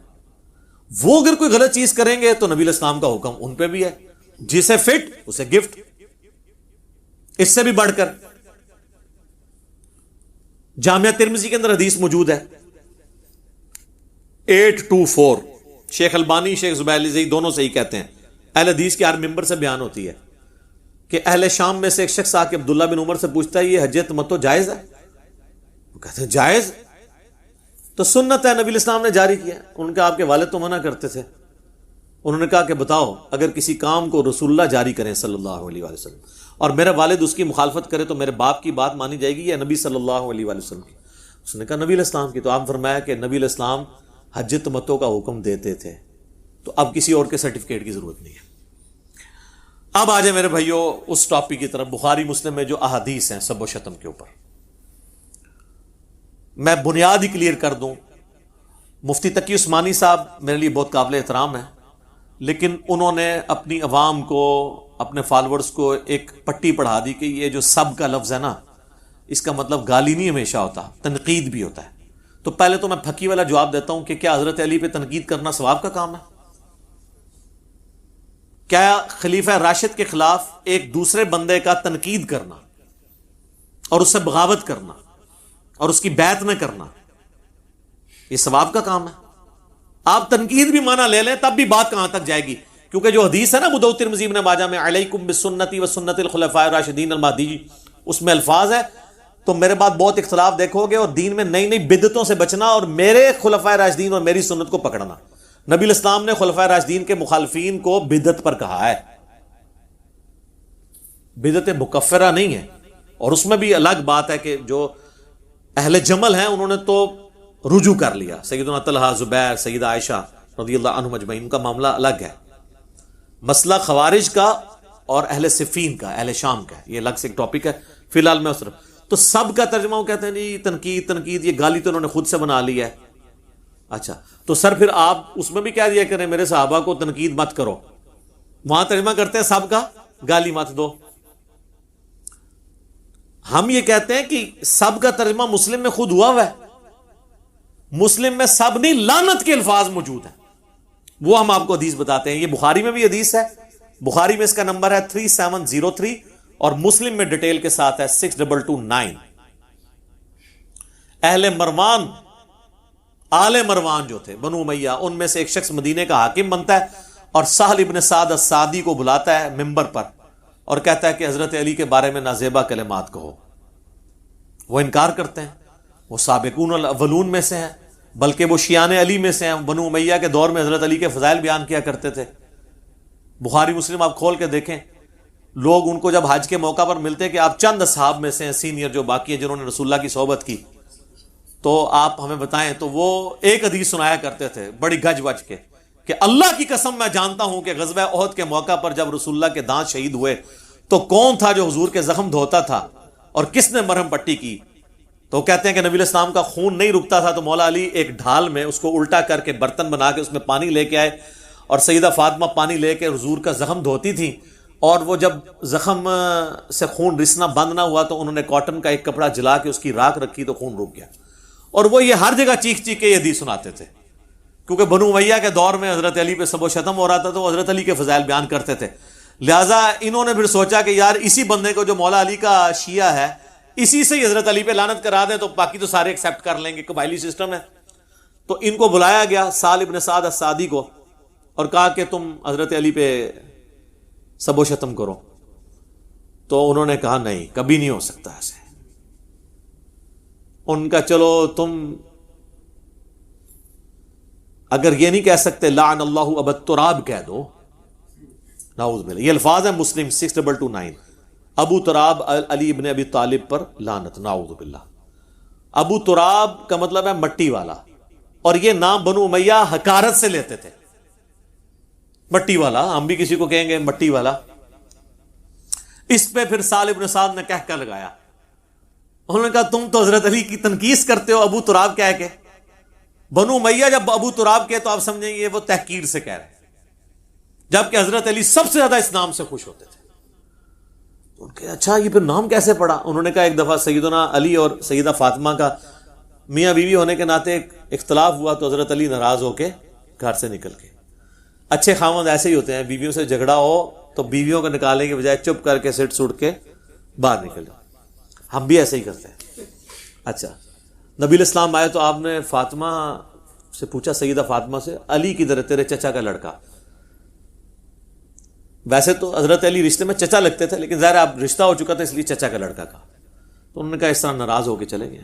تو نبی الاسلام نے ایک صحابی کو بھیجا ڈھونڈو. سیدنا علی مسجد میں لیٹے ہوئے اور مٹی میں واپس آ کے نبی الاسلام کو بتایا اب رسول اللہ صلی اللہ علیہ وسلم نے کیا پروٹوکول دیا ہے، یہ آپ کی عظمت ہے کہ آپ جن سے محبت کرتے ہیں ان کو پروٹوکول بھی دیتے ہیں. آپ نے یہ نہیں کہا کہ علی کو بلا کے لاؤ، علی نے خود حاضر ہو جانا تھا قدموں میں. آپ خود چل کے گئے, اٹھایا, جسم سے مٹی جھاڑی, کہا اٹھ ابو تراب, اٹھ ابو تراب, اے مٹی میں لپٹنے والے اٹھ. سیدنا علی کو یہ اتنا پسند آیا کہ انہوں نے اپنی کنیت ابو الحسن, حالانکہ لوگ انہیں ابو الحسن کہتے تھے, وہ اسے پسند نہیں کرتے تھے, وہ کہتے مجھے ابو تراب کو. تو وہ بنو امیہ کہتے ہیں کہ جی آپ ابو تراب بھی کہہ دو. انہوں نے کہا نہیں کہیں گے. تو یہ سب کا ترجمہ جو تقی عثمانی صاحب نے آپ کو پڑھایا ہے نا, تھوڑی کتابیں بھی پڑھ لیں, کتابوں پہ بھی غور کر لیں, مرنے سے پہلے اے مسلمان کر لیں اس پہ غور. کتابوں کا خدا اور ہے, بابوں کا خدا اور. کتابوں کا دین اور ہے, بابوں کا دین اور. کتابوں کے دین کو فالو کریں. اب آ جائے میرے بھائیوں صحیح مسلم کی اس حدیث کی طرف. انٹرنیشنل نمبر کے مطابق ہے 6220. سعد ابن ابی وقاص رضی اللہ تعالیٰ عنہ, یہ آخر میں فوت ہونے والے بدری اصحاب میں سے 56 ہجری میں حضرت معاویہ کے دور میں فوت ہوئے ہیں. صحیح مسلم کے الفاظ ہیں کہ حضرت سعد ابن ابی وقاص حضرت معاویہ کے پاس بیٹھے تھے, تو حضرت معاویہ نے ان کو حکم دیا, امر معاویہ سعد, معاویہ نے سعد کو حکم دیا. تو انہوں نے انکار کیا اور کہا میں ہرگز. پھر اس میں آگے الفاظ ہیں, جب انکار کیا تو حضرت سعد سے حضرت معاویہ نے پوچھا آپ کو کون سی چیز منع ہے کہ آپ ابو تراب پر سب نہیں کرتے. یہاں پہ ابو تراب تحقیر کی نیت سے ہے, کیونکہ بنو امیہ ابو تراب. تو حضرت سعد ابن ابی وقاص نے فرمایا میں کبھی ابو تراب پر, سیدنا علی پر سب نہیں کروں گا. جو کچھ میں نے رسول اللہ سے ان کی شان میں سن رکھا ہے, خصوصاً 3 باتیں, مجھے تو ان میں سے ایک بھی مل جاتی تو میرے لیے سرخ اونٹوں سے بہتر ہوتا. اور سعد وہ ہیں جو عشرہ مبشرہ میں سے ہیں, اور بخاری مسلم کے الفاظ ہیں. مولا علی کہتے ہیں میں نے اپنی زندگی میں صرف سعد کے لیے رسول اللہ کی زبان سے سنا ہے کہ میرے ماں باپ تیرے پہ قربان. یہ ماموں بھی لگتے تھے نبی اسلام کے. سعد ابن مالک نام ہے ان کا, اور سعد ابن ابی وقاص بھی ہے, کیونکہ ان کے والد مالک کی کنیت ابی وقاص. یہ دونوں ایک ہی صحابی کے نام ہیں. اندازہ کریں, جن کو رسول اللہ کہہ رہے ہیں میرے ماں باپ قربان, وہ کہہ رہے ہیں مجھے تو علی والی ایک فضیلت بھی مل جائے نا تو کیا میرے لیے سرخ اونٹوں سے بہتر ہے. اچھا, اب یہاں پہ ناسبیوں نے اور سنیوں کا دفاع کرنے والے اماموں میں سے امام نووی جو کوشش کرتے ہیں, وہ کہتے ہیں جی اصل میں تو حضرت معاویہ کے دور میں لوگ حضرت علی پہ سب و شتم کرتے تھے, ہم مانتے ہیں. تو حضرت یہ جو سعد ابن وقاص کو حضرت معاویہ نے حکم دیا تو وہ کسی اور کام کے لیے بلایا تھا, کوئی اور کام کہہ رہے تھے ان کو نا. تو اس کے بعد حضرت معاویہ نے پوچھا آپ کو کون سی چیز مانے ہے کہ آپ حضرت علی پہ سب نہیں کرتے. تو وہ کہنا یہ چاہ رہے تھے کہ باقی سب لوگ تو حضرت علی کو گالیاں نکالتے ہیں, آپ کیوں نہیں نکالتے, مجھے آپ حضرت علی کے کوئی فضائل سنائیں تاکہ میں ان لوگوں کو قائل کروں. آئے خائے اوے کہانیوں اور بناؤ جیڑی کوئی سنی جائے. یقین کریں یہ آپ اپنے کسی 5ویں کلاس کے بچے کو بھی بتائیں گے نا, وہ بھی آپ کے اوپر ہنسے گا کہ یار آپ کے بزرگوں کا یہ علمی لیول تھا. یہ امام نووی اس طرح کی کہانیاں کروا کے گئے ہیں, باقی وہ تو چھوڑ دیں. 7ویں صدی ہجری کے اندر بڑا امام ہے جس نے مسلم کی شرح لکھی اور تبویب کی, باب باندھے. اچھا, بہرحال وہ امارا معاویہ کے بعد ہے کہ معاویہ نے حکم دیا اور سعد ابن ابی وقاص کہہ رہے ہیں کہ میں کبھی بھی یہ کام نہیں کروں گا.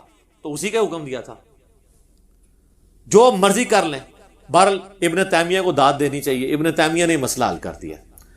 ابن تیمیہ نے شیعہ کے رد کے اندر منہاج السنہ لکھی ہے, جو اہل حدیث دیوبندی ایون بریلوی بھی پیش کرتے ہیں. اردو ترجمہ بھی ہے اس کا, عربی بھی ہے. انہوں نے شیعہ کے جو اعتراضات نقل کیے ہیں نا, ان میں اس مسلم کی حدیث کو بھی نقل کیا ہے. وہ اعتراض تو وہ اس سے خلافت کا رزلٹ نکالتے تھے نا, تو انہوں نے اس کا رد کیا, لیکن انہوں نے نا اس حدیث میں خود سے الفاظ ڈالے ہیں جس سے انہوں نے یہ بتا دیا کہ یہ واقعی یہ تھا. انہوں نے پتا کیا کہا, امر معاویہ بسب سعد, حضرت معاویہ نے حضرت علی پہ سب کرنے کا حکم دیا. یہاں تو الفاظ تھے نا حکم دیا, سب کے الفاظ انہوں نے سب خود ایڈ کیا, فل ان دی بلینکس.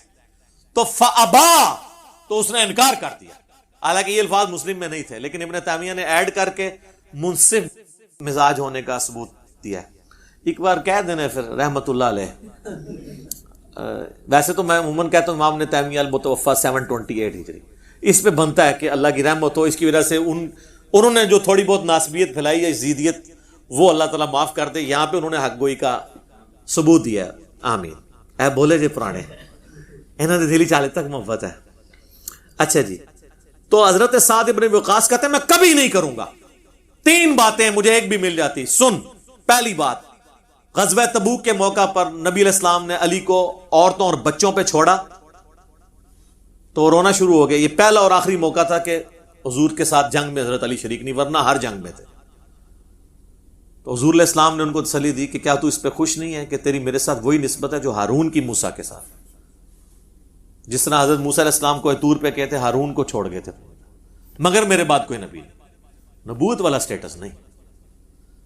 پھر ان کا دوسری فضیلت، غزوہ خیبر کے موقع پر نبی علیہ السلام نے فرمایا کل میں اس شخص کے ہاتھ میں جھنڈا دوں گا جو اللہ اور اس کے رسول سے محبت کرتا ہے، اللہ اور اس کا رسول اس سے محبت کرتے ہیں. ہم پوری رات اس شوق میں نہیں سوئے کہ کون خوش نصیب ہوگا. صبح نبی علیہ السلام نے سیدنا علی کو یہ جھنڈا دیا. اور مسلم میں تو آگے الفاظ ہیں 6222 حدیث میں، یہ کٹھی 2 حدیث ہیں. اس میں الفاظ ہیں کہ حضرت ابو ہریرہ کہتے ہیں کہ حضرت عمر کہتے ہیں مجھے پوری زندگی کبھی کسی منصب کی خواہش نہیں ہوئی سوائے اس ایک موقع پر. میری خواہش تھی کہ جھنڈا مجھے ملے لیکن علی کو ملا. الحمدللہ. تو اس کے بعد کہتے ہیں کہ اس میں ہے نا کہ شعب چشم تھا، حضور نے لعاب لگایا، شفا ہوئی، اللہ نے پھر فتح دے دی.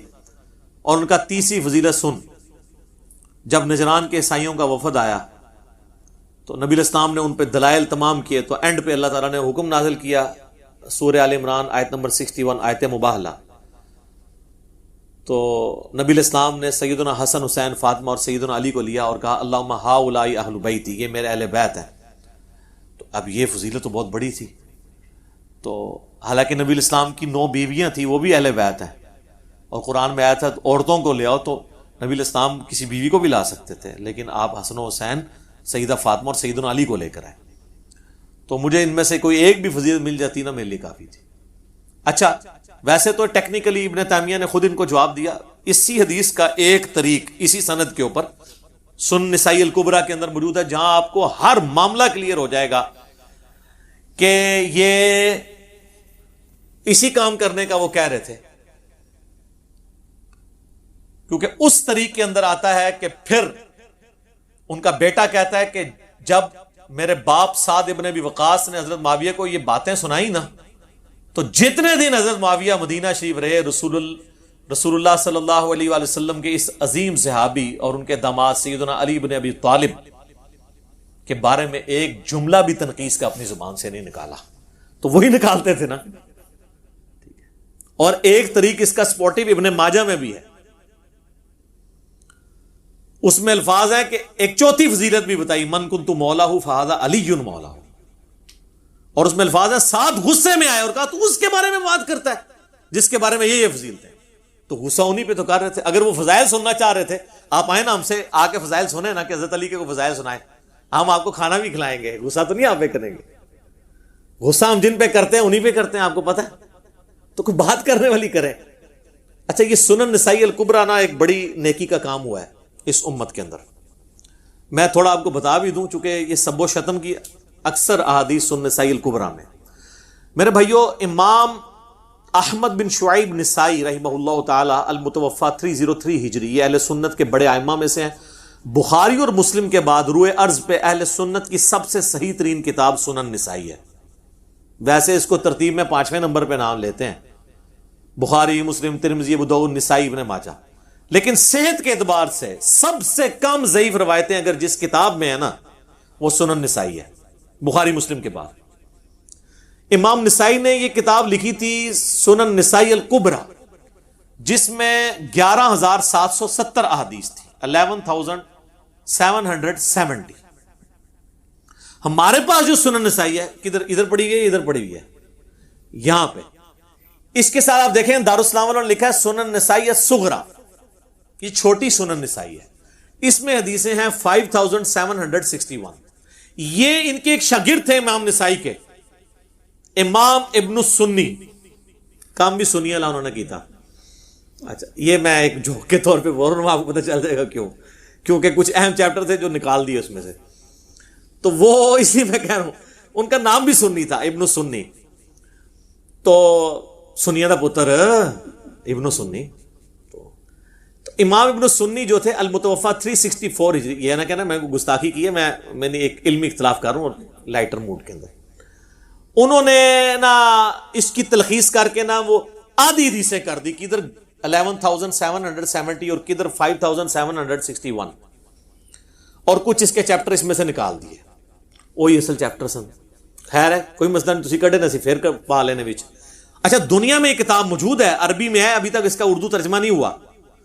الصغرا کا ہوا ہے, اس کا نہیں ہوا, کبرا کا. دارالکتب العلمیہ بیروت نے چھاپی ہوئی ہے, PDF موجود ہیں, ہم ایک ایک انشاءاللہ اس میں لگائیں گے. اس کے کچھ چیپٹر تھے بڑے امپورٹنٹ. عمل الیوم واللیلہ, صبح شام کے سنت اذکار, جس میں سے ہم نے یہ اپنے اذکار کارڈ میں وہ جو لکھی ہے نا حدیث, وہ دیکھیں سنن نسائی الکبریٰ 9928 نمبر, کہ جو آیت الکرسی فرض نماز کے بعد پڑھ لے وہ مرتے ہی جنت میں داخل ہوگا. نیچے لکھا ہے سنن نسائی الکبریٰ, یہ اس میں تھی. اس کا چیپٹر تھا عمل الیوم واللیلہ. اسی کا ایک چیپٹر ہے وفات النبی, جس میں نبی الاسلام کی وفات کے اوپر آپ کا جنازہ کیسے پڑھا گیا, جو آپ کو کہانی کرائے گی جنازہ ہوا ہی نہیں. اس میں نے الگ سے 163 مسئلہ ریکارڈ کروایا تھا. ایک اور چیپٹر ہے, اس کا نام ہے فضائل قرآن. ایک اور چیپٹر ہے جس کا نام ہے فضائل صحابہ, اور ایک اور چیپٹر ہے جس کا نام ہے خصائص علی, جس کی لکھنے وجہ سے امام نسائی کو شہید کر دیا ناسبیوں نے. اور یہ دارالاسلام والوں نے باقاعدہ سنن نسائی کے تعارف میں لکھا ہے کہ امام نسائی کو محبت اہل بیت کی وجہ سے شہید کیا گیا. وہ جب شام گئے, انہوں نے خصائص علی, انہوں نے کہا کہ شامی لوگ حضرت علی کو برا کہتے ہیں, تو انہوں نے حضرت علی کے فضائل بیان کیے. وہ تو یہی سمجھ رہے تھے ہماری طرح کہ اہل حدیث کو آپ قرآن و حدیث سے بتائیں گے تو مان لیں گے. انہوں نے 194 حدیثیں جمع کی, وہاں پہ درس شروع کیا. انہوں نے کہا یہ کون ہے بھائی علی, کیڑا علی؟ انہوں نے کہا بھائی علی علی ہے. انہوں نے کہا بھائی جی کو میرے شام دی کو فضیلت بیان کرو. انہوں نے کہا میرے شام کی تو فضیلت میں کوئی چیز نہیں ہے, وہ برابر چھوٹ بھی جائیں تو بڑی بات ہے. ان کا کوئی تو ہے. انہوں نے کہا ہاں ایک ہے, پھر آپ سن نہیں سکو گے. انہوں نے مسلم کی حدیث سنا دی کہ خدا اس کا پیٹ نہ بھرے. وہ ان پہ ٹوٹ پڑے اور ان کو شہید کر دیا. تو یہ ایک علیحدہ سے ایک ٹاپک ہے. تو اس پہ آپ نے ڈیٹیل سننی ہے تو میرا یوٹیوب پہ کلپ ہے حضرت معاویہ رضی اللہ تعالیٰ عنہ کاتب وحی. تو اس میں نے بتایا تھا کہ یہ کاتب وحی والی روایت بھی آدھی بتاتے ہیں دلائل النبوہ سے. اس پمفلٹ میں نے خیر وہ ساری لکھی ہوئی ہے. تو امام نسائی کو, اچھا امام نسائی بھی کہا جاتا ہے, زبر سے بھی پڑھا جاتا ہے, دونوں درست ہیں. عموماً امام نسائی کہا جاتا ہے. تو امام نسائی نے یہ چیپٹر لکھا, اس میں خصائص علی بھی تھا. اب یہ ایک ایک کر کے چیپٹر اردو میں آنا شروع ہو گئے. ہمارے پاس یہ الحمدللہ موجود ہیں سافٹ کاپی. تو خصائص علی کی آپ کو ahlsunnatpak.com پہ مل جائے گی. یہ خصائص علی, یہ سنن نسائی الکبریٰ کا چیپٹر ہے خصائص علی. اس میں سب و شتم والی روایتیں موجود ہیں جو ہم نے پمفلٹ میں سنن نسائی الکبریٰ کے حوالے سے ڈالی ہوئی ہیں. دونوں کے نمبر انشاءاللہ ڈال دیں گے. اور یہ فضائل صحابہ چیپٹر, جس میں حضرت ابوبکر, عمر, عثمان و علی اور اشرم بشرا کے فضائل ہیں, اس میں بھی سب و شتم والی روایتیں موجود ہیں. یہ بھی, اور یہ دیکھیں مزے کی بات ہے, ان دونوں کی تحکیم اس بندے نے کی ہے جو شاگرد تو شیخ زبیلی زئی رحمہ اللہ تعالیٰ کا ہے, لیکن اس وقت ناسبیت کا جھنڈا اٹھایا ہوا اس نے. لیکن تحکیم تو ہوئی ہوئی ہے, ہم تو اسی کی تحکیم دکھا رہے ہیں کہ بھی خود دیکھ لو, ناسبیوں کے لیے بھی دلیل بن جائے گا. تو یہ 2 چیپٹر ہیں جی, اس میں وہ روایتیں ساری موجود ہیں. اور یہ دونوں چیپٹر اسی سنن نسائی الکبریٰ کے. تو یہ چیپٹر سنن نسائی الکبریٰ سے جو بندہ نکال دے اسے سنیت کا سرٹیفکیٹ دینا چاہیے نا, کیونکہ اس نے سنیت کی بڑی خدمت کی ہے نا. یعنی وہ جو صدیوں سے پردہ ڈالا جا رہا تھا, تو اس لیے میں نے وہ جملہ جو میں نے بولا تھا نا کہ نام سے ابن سنی اور کام بھی سنی الگ ہی تھا. کڈے تھے اے چیپٹر کڈے, خصائص علی اور فضائل صحابہ. اور فضائل صحابہ میں خلفاء راشدین کے بھی فضائل تھے, اشرم مبشرہ کے فضائل تھے. لیکن وہ جو اشرم مبشرہ والے سارے فضائل ہیں نا, اس میں سب و شتم والی روایتیں بھی گندی ہوئی تھی. انہوں نے کہا پوری سائڈ تے کر دو. واللہ عالم, ہو سکتا ہے میری بدگمانی ہو, لیکن کرائن ہمیں یہ بتاتے ہیں کہ امت کے وسیع تر مفاد میں بڑے بڑے بزرگوں نے اس طرح کے بہت بڑے بڑے کام کیے ہیں. وہ آج آپ کو کچھ میں روایتیں بتاؤں گا کہ وہ کیا کیا کام کیے ہیں. سنن نسائی الکبریٰ کا تعارف ہو گیا. اب اسی میں سے ایک اور روایت سنیں.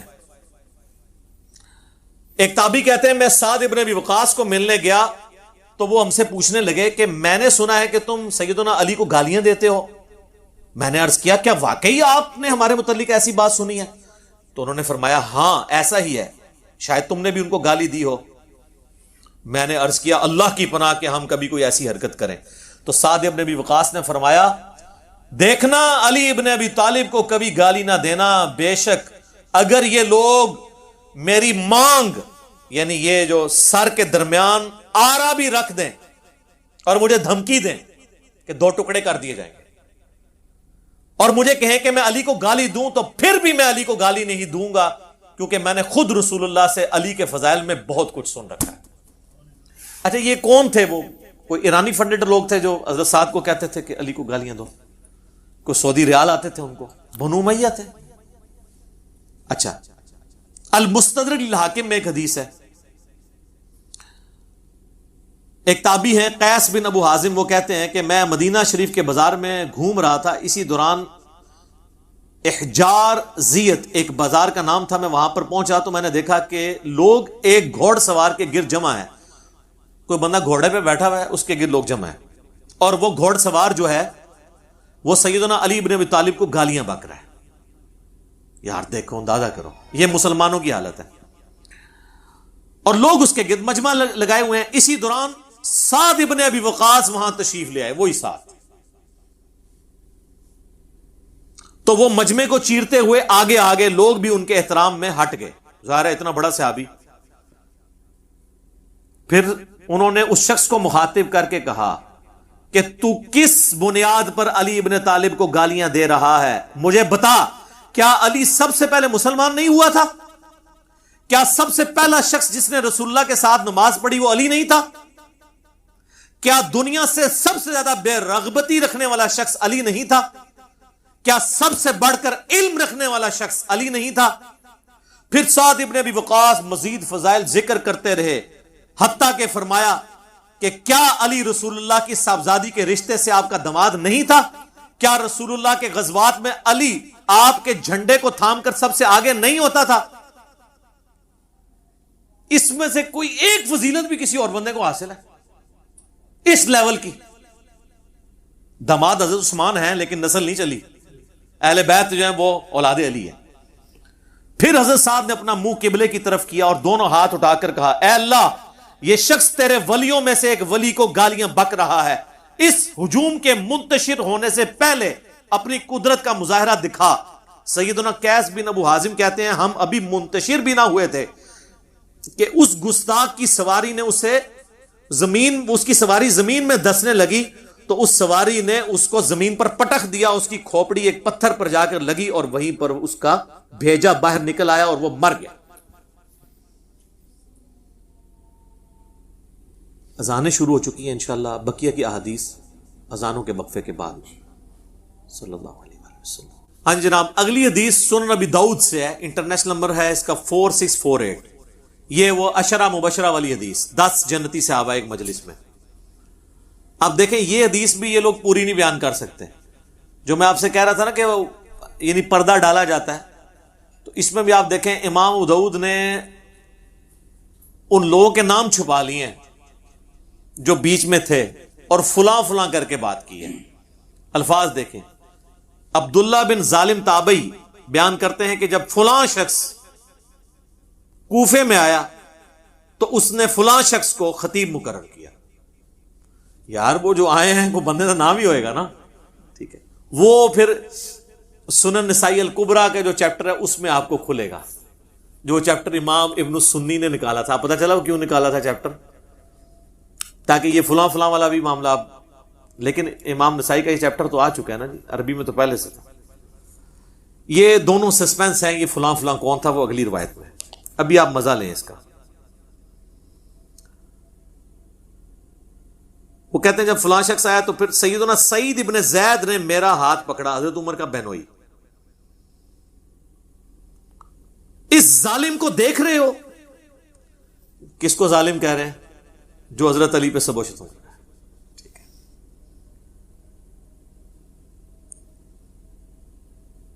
سیدنا عبداللہ بن ظالب تابعی بیان کرتے ہیں کہ پھر سیدنا سعید بن زید نے فرمایا 9 افراد کے بارے میں جنتی ہونے کی گواہی دیتا ہوں، اگر 10ویں کا ذکر کر دوں تو کوئی گناہ کی بات نہیں ہوگی۔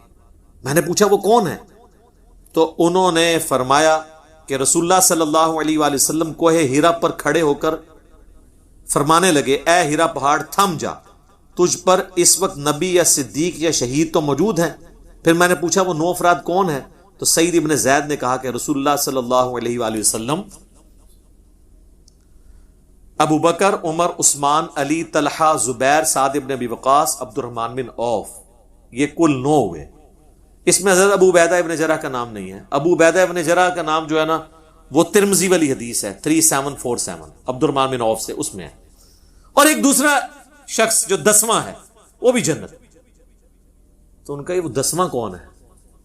تو پہلے تو انہوں نے کوشش کی کہ نہ بتایا جائے، ان کا 10واں میں ہوں، سعید ابن زید۔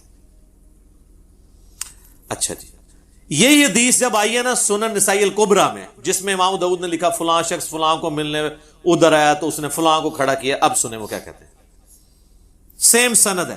عبداللہ بن ظالم تابعی رحمہ اللہ بیان کرتے ہیں کہ جب حضرت معاویہ بن ابی سفیان کوفے میں آئے تو حضرت مغیرہ ابن شعبہ نے کچھ خطیب مقرر کیے، یہ دونوں فلاں فلاں نام آگے، جو کہ سیدنا علی پر زبان درازی کر رہے تھے، الفاظ یتناولون، حضرت علی کے عیب بیان کرنے لگے۔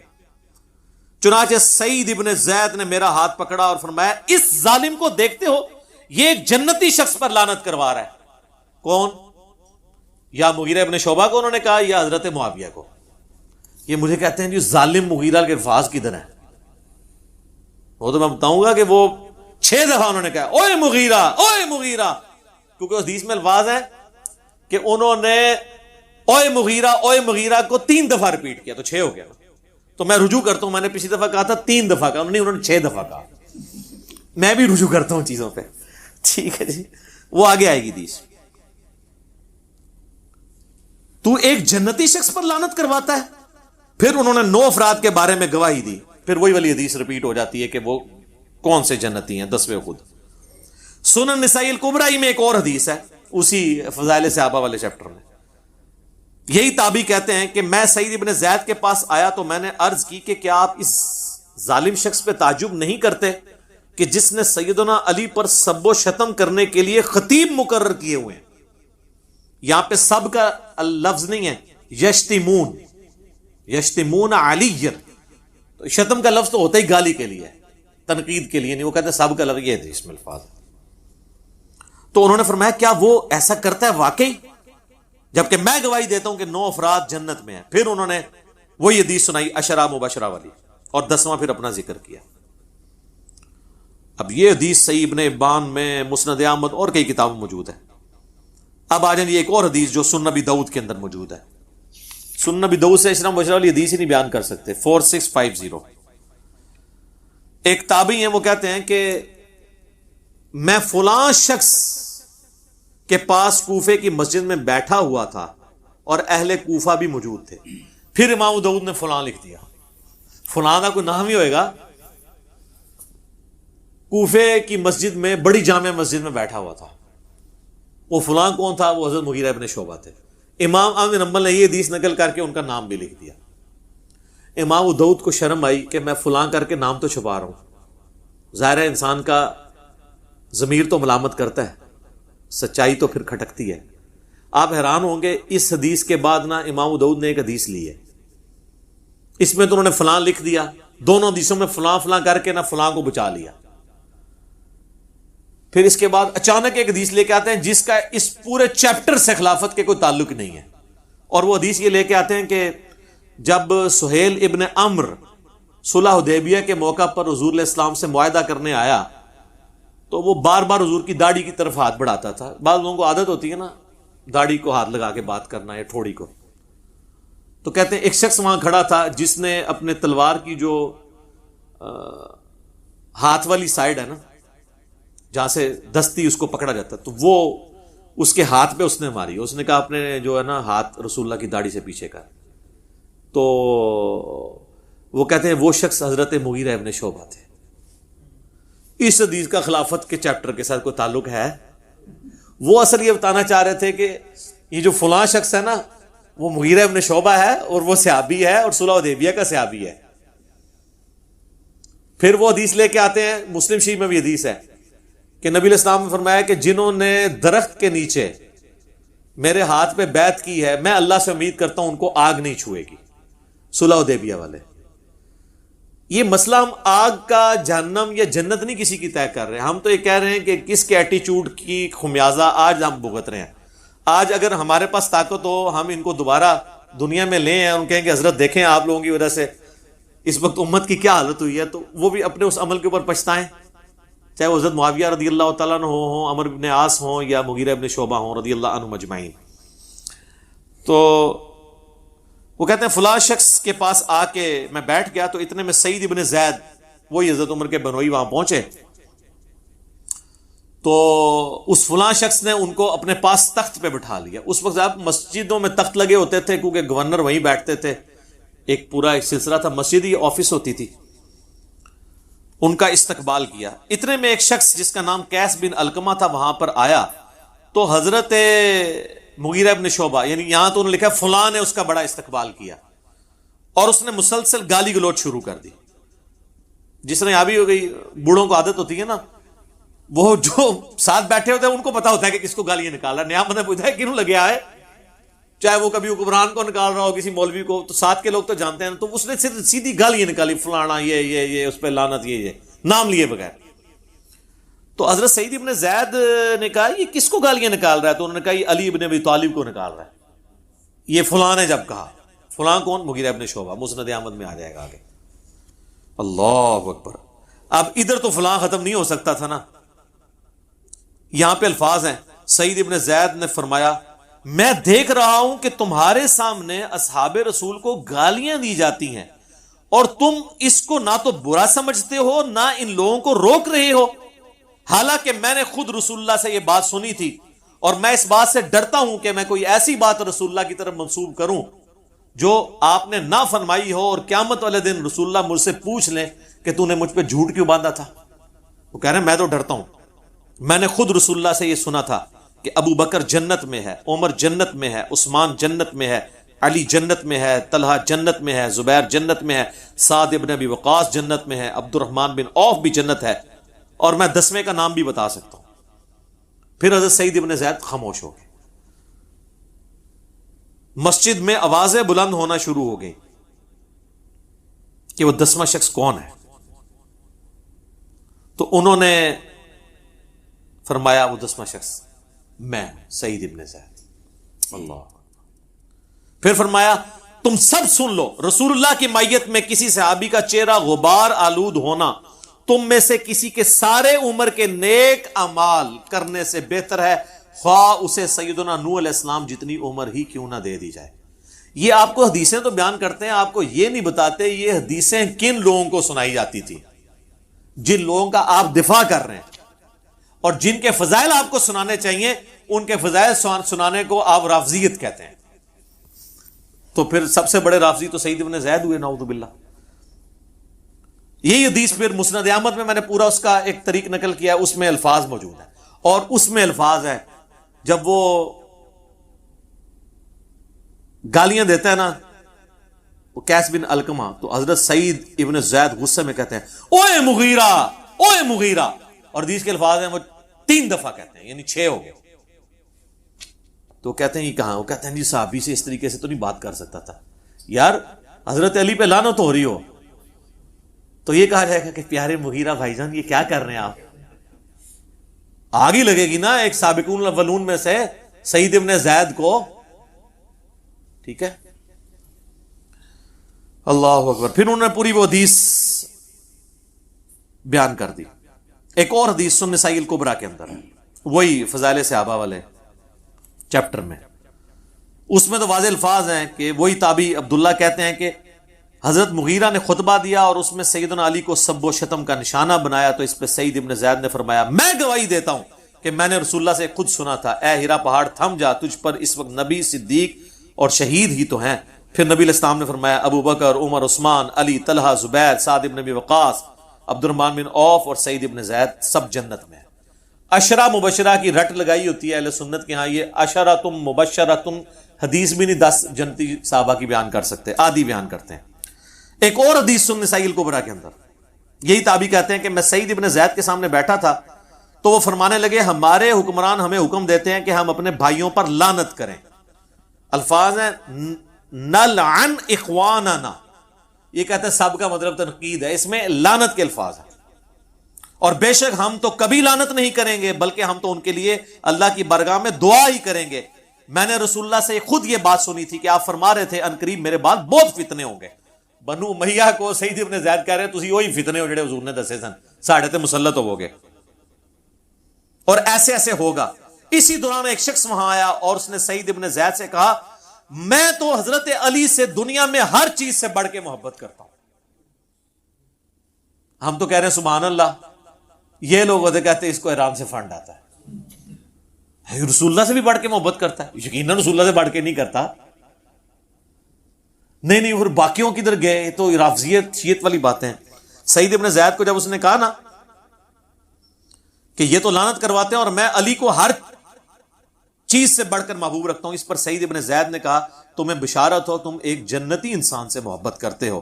پھر سعید نے کہا سنو، رسول اللہ سے میں نے خود سنا تھا ابو بکر، عمر، عثمان، علی، طلحہ، زبیر، عبد الرحمن بن عوف، سعد ابن ابی وقاص، یہ سب جنت میں ہیں، اگر چاہوں تو 10ویں کا نام بھی بتا سکتا ہوں۔ 10ویں وہ خود تھے۔ پھر جب لوگوں نے زور لگایا تو پھر انہوں نے اپنا نام بتایا۔ ایک اور حدیث ہے سنن نسائی الکبریٰ کے اندر، اور یہ ابو داؤد کے اندر موجود ہے۔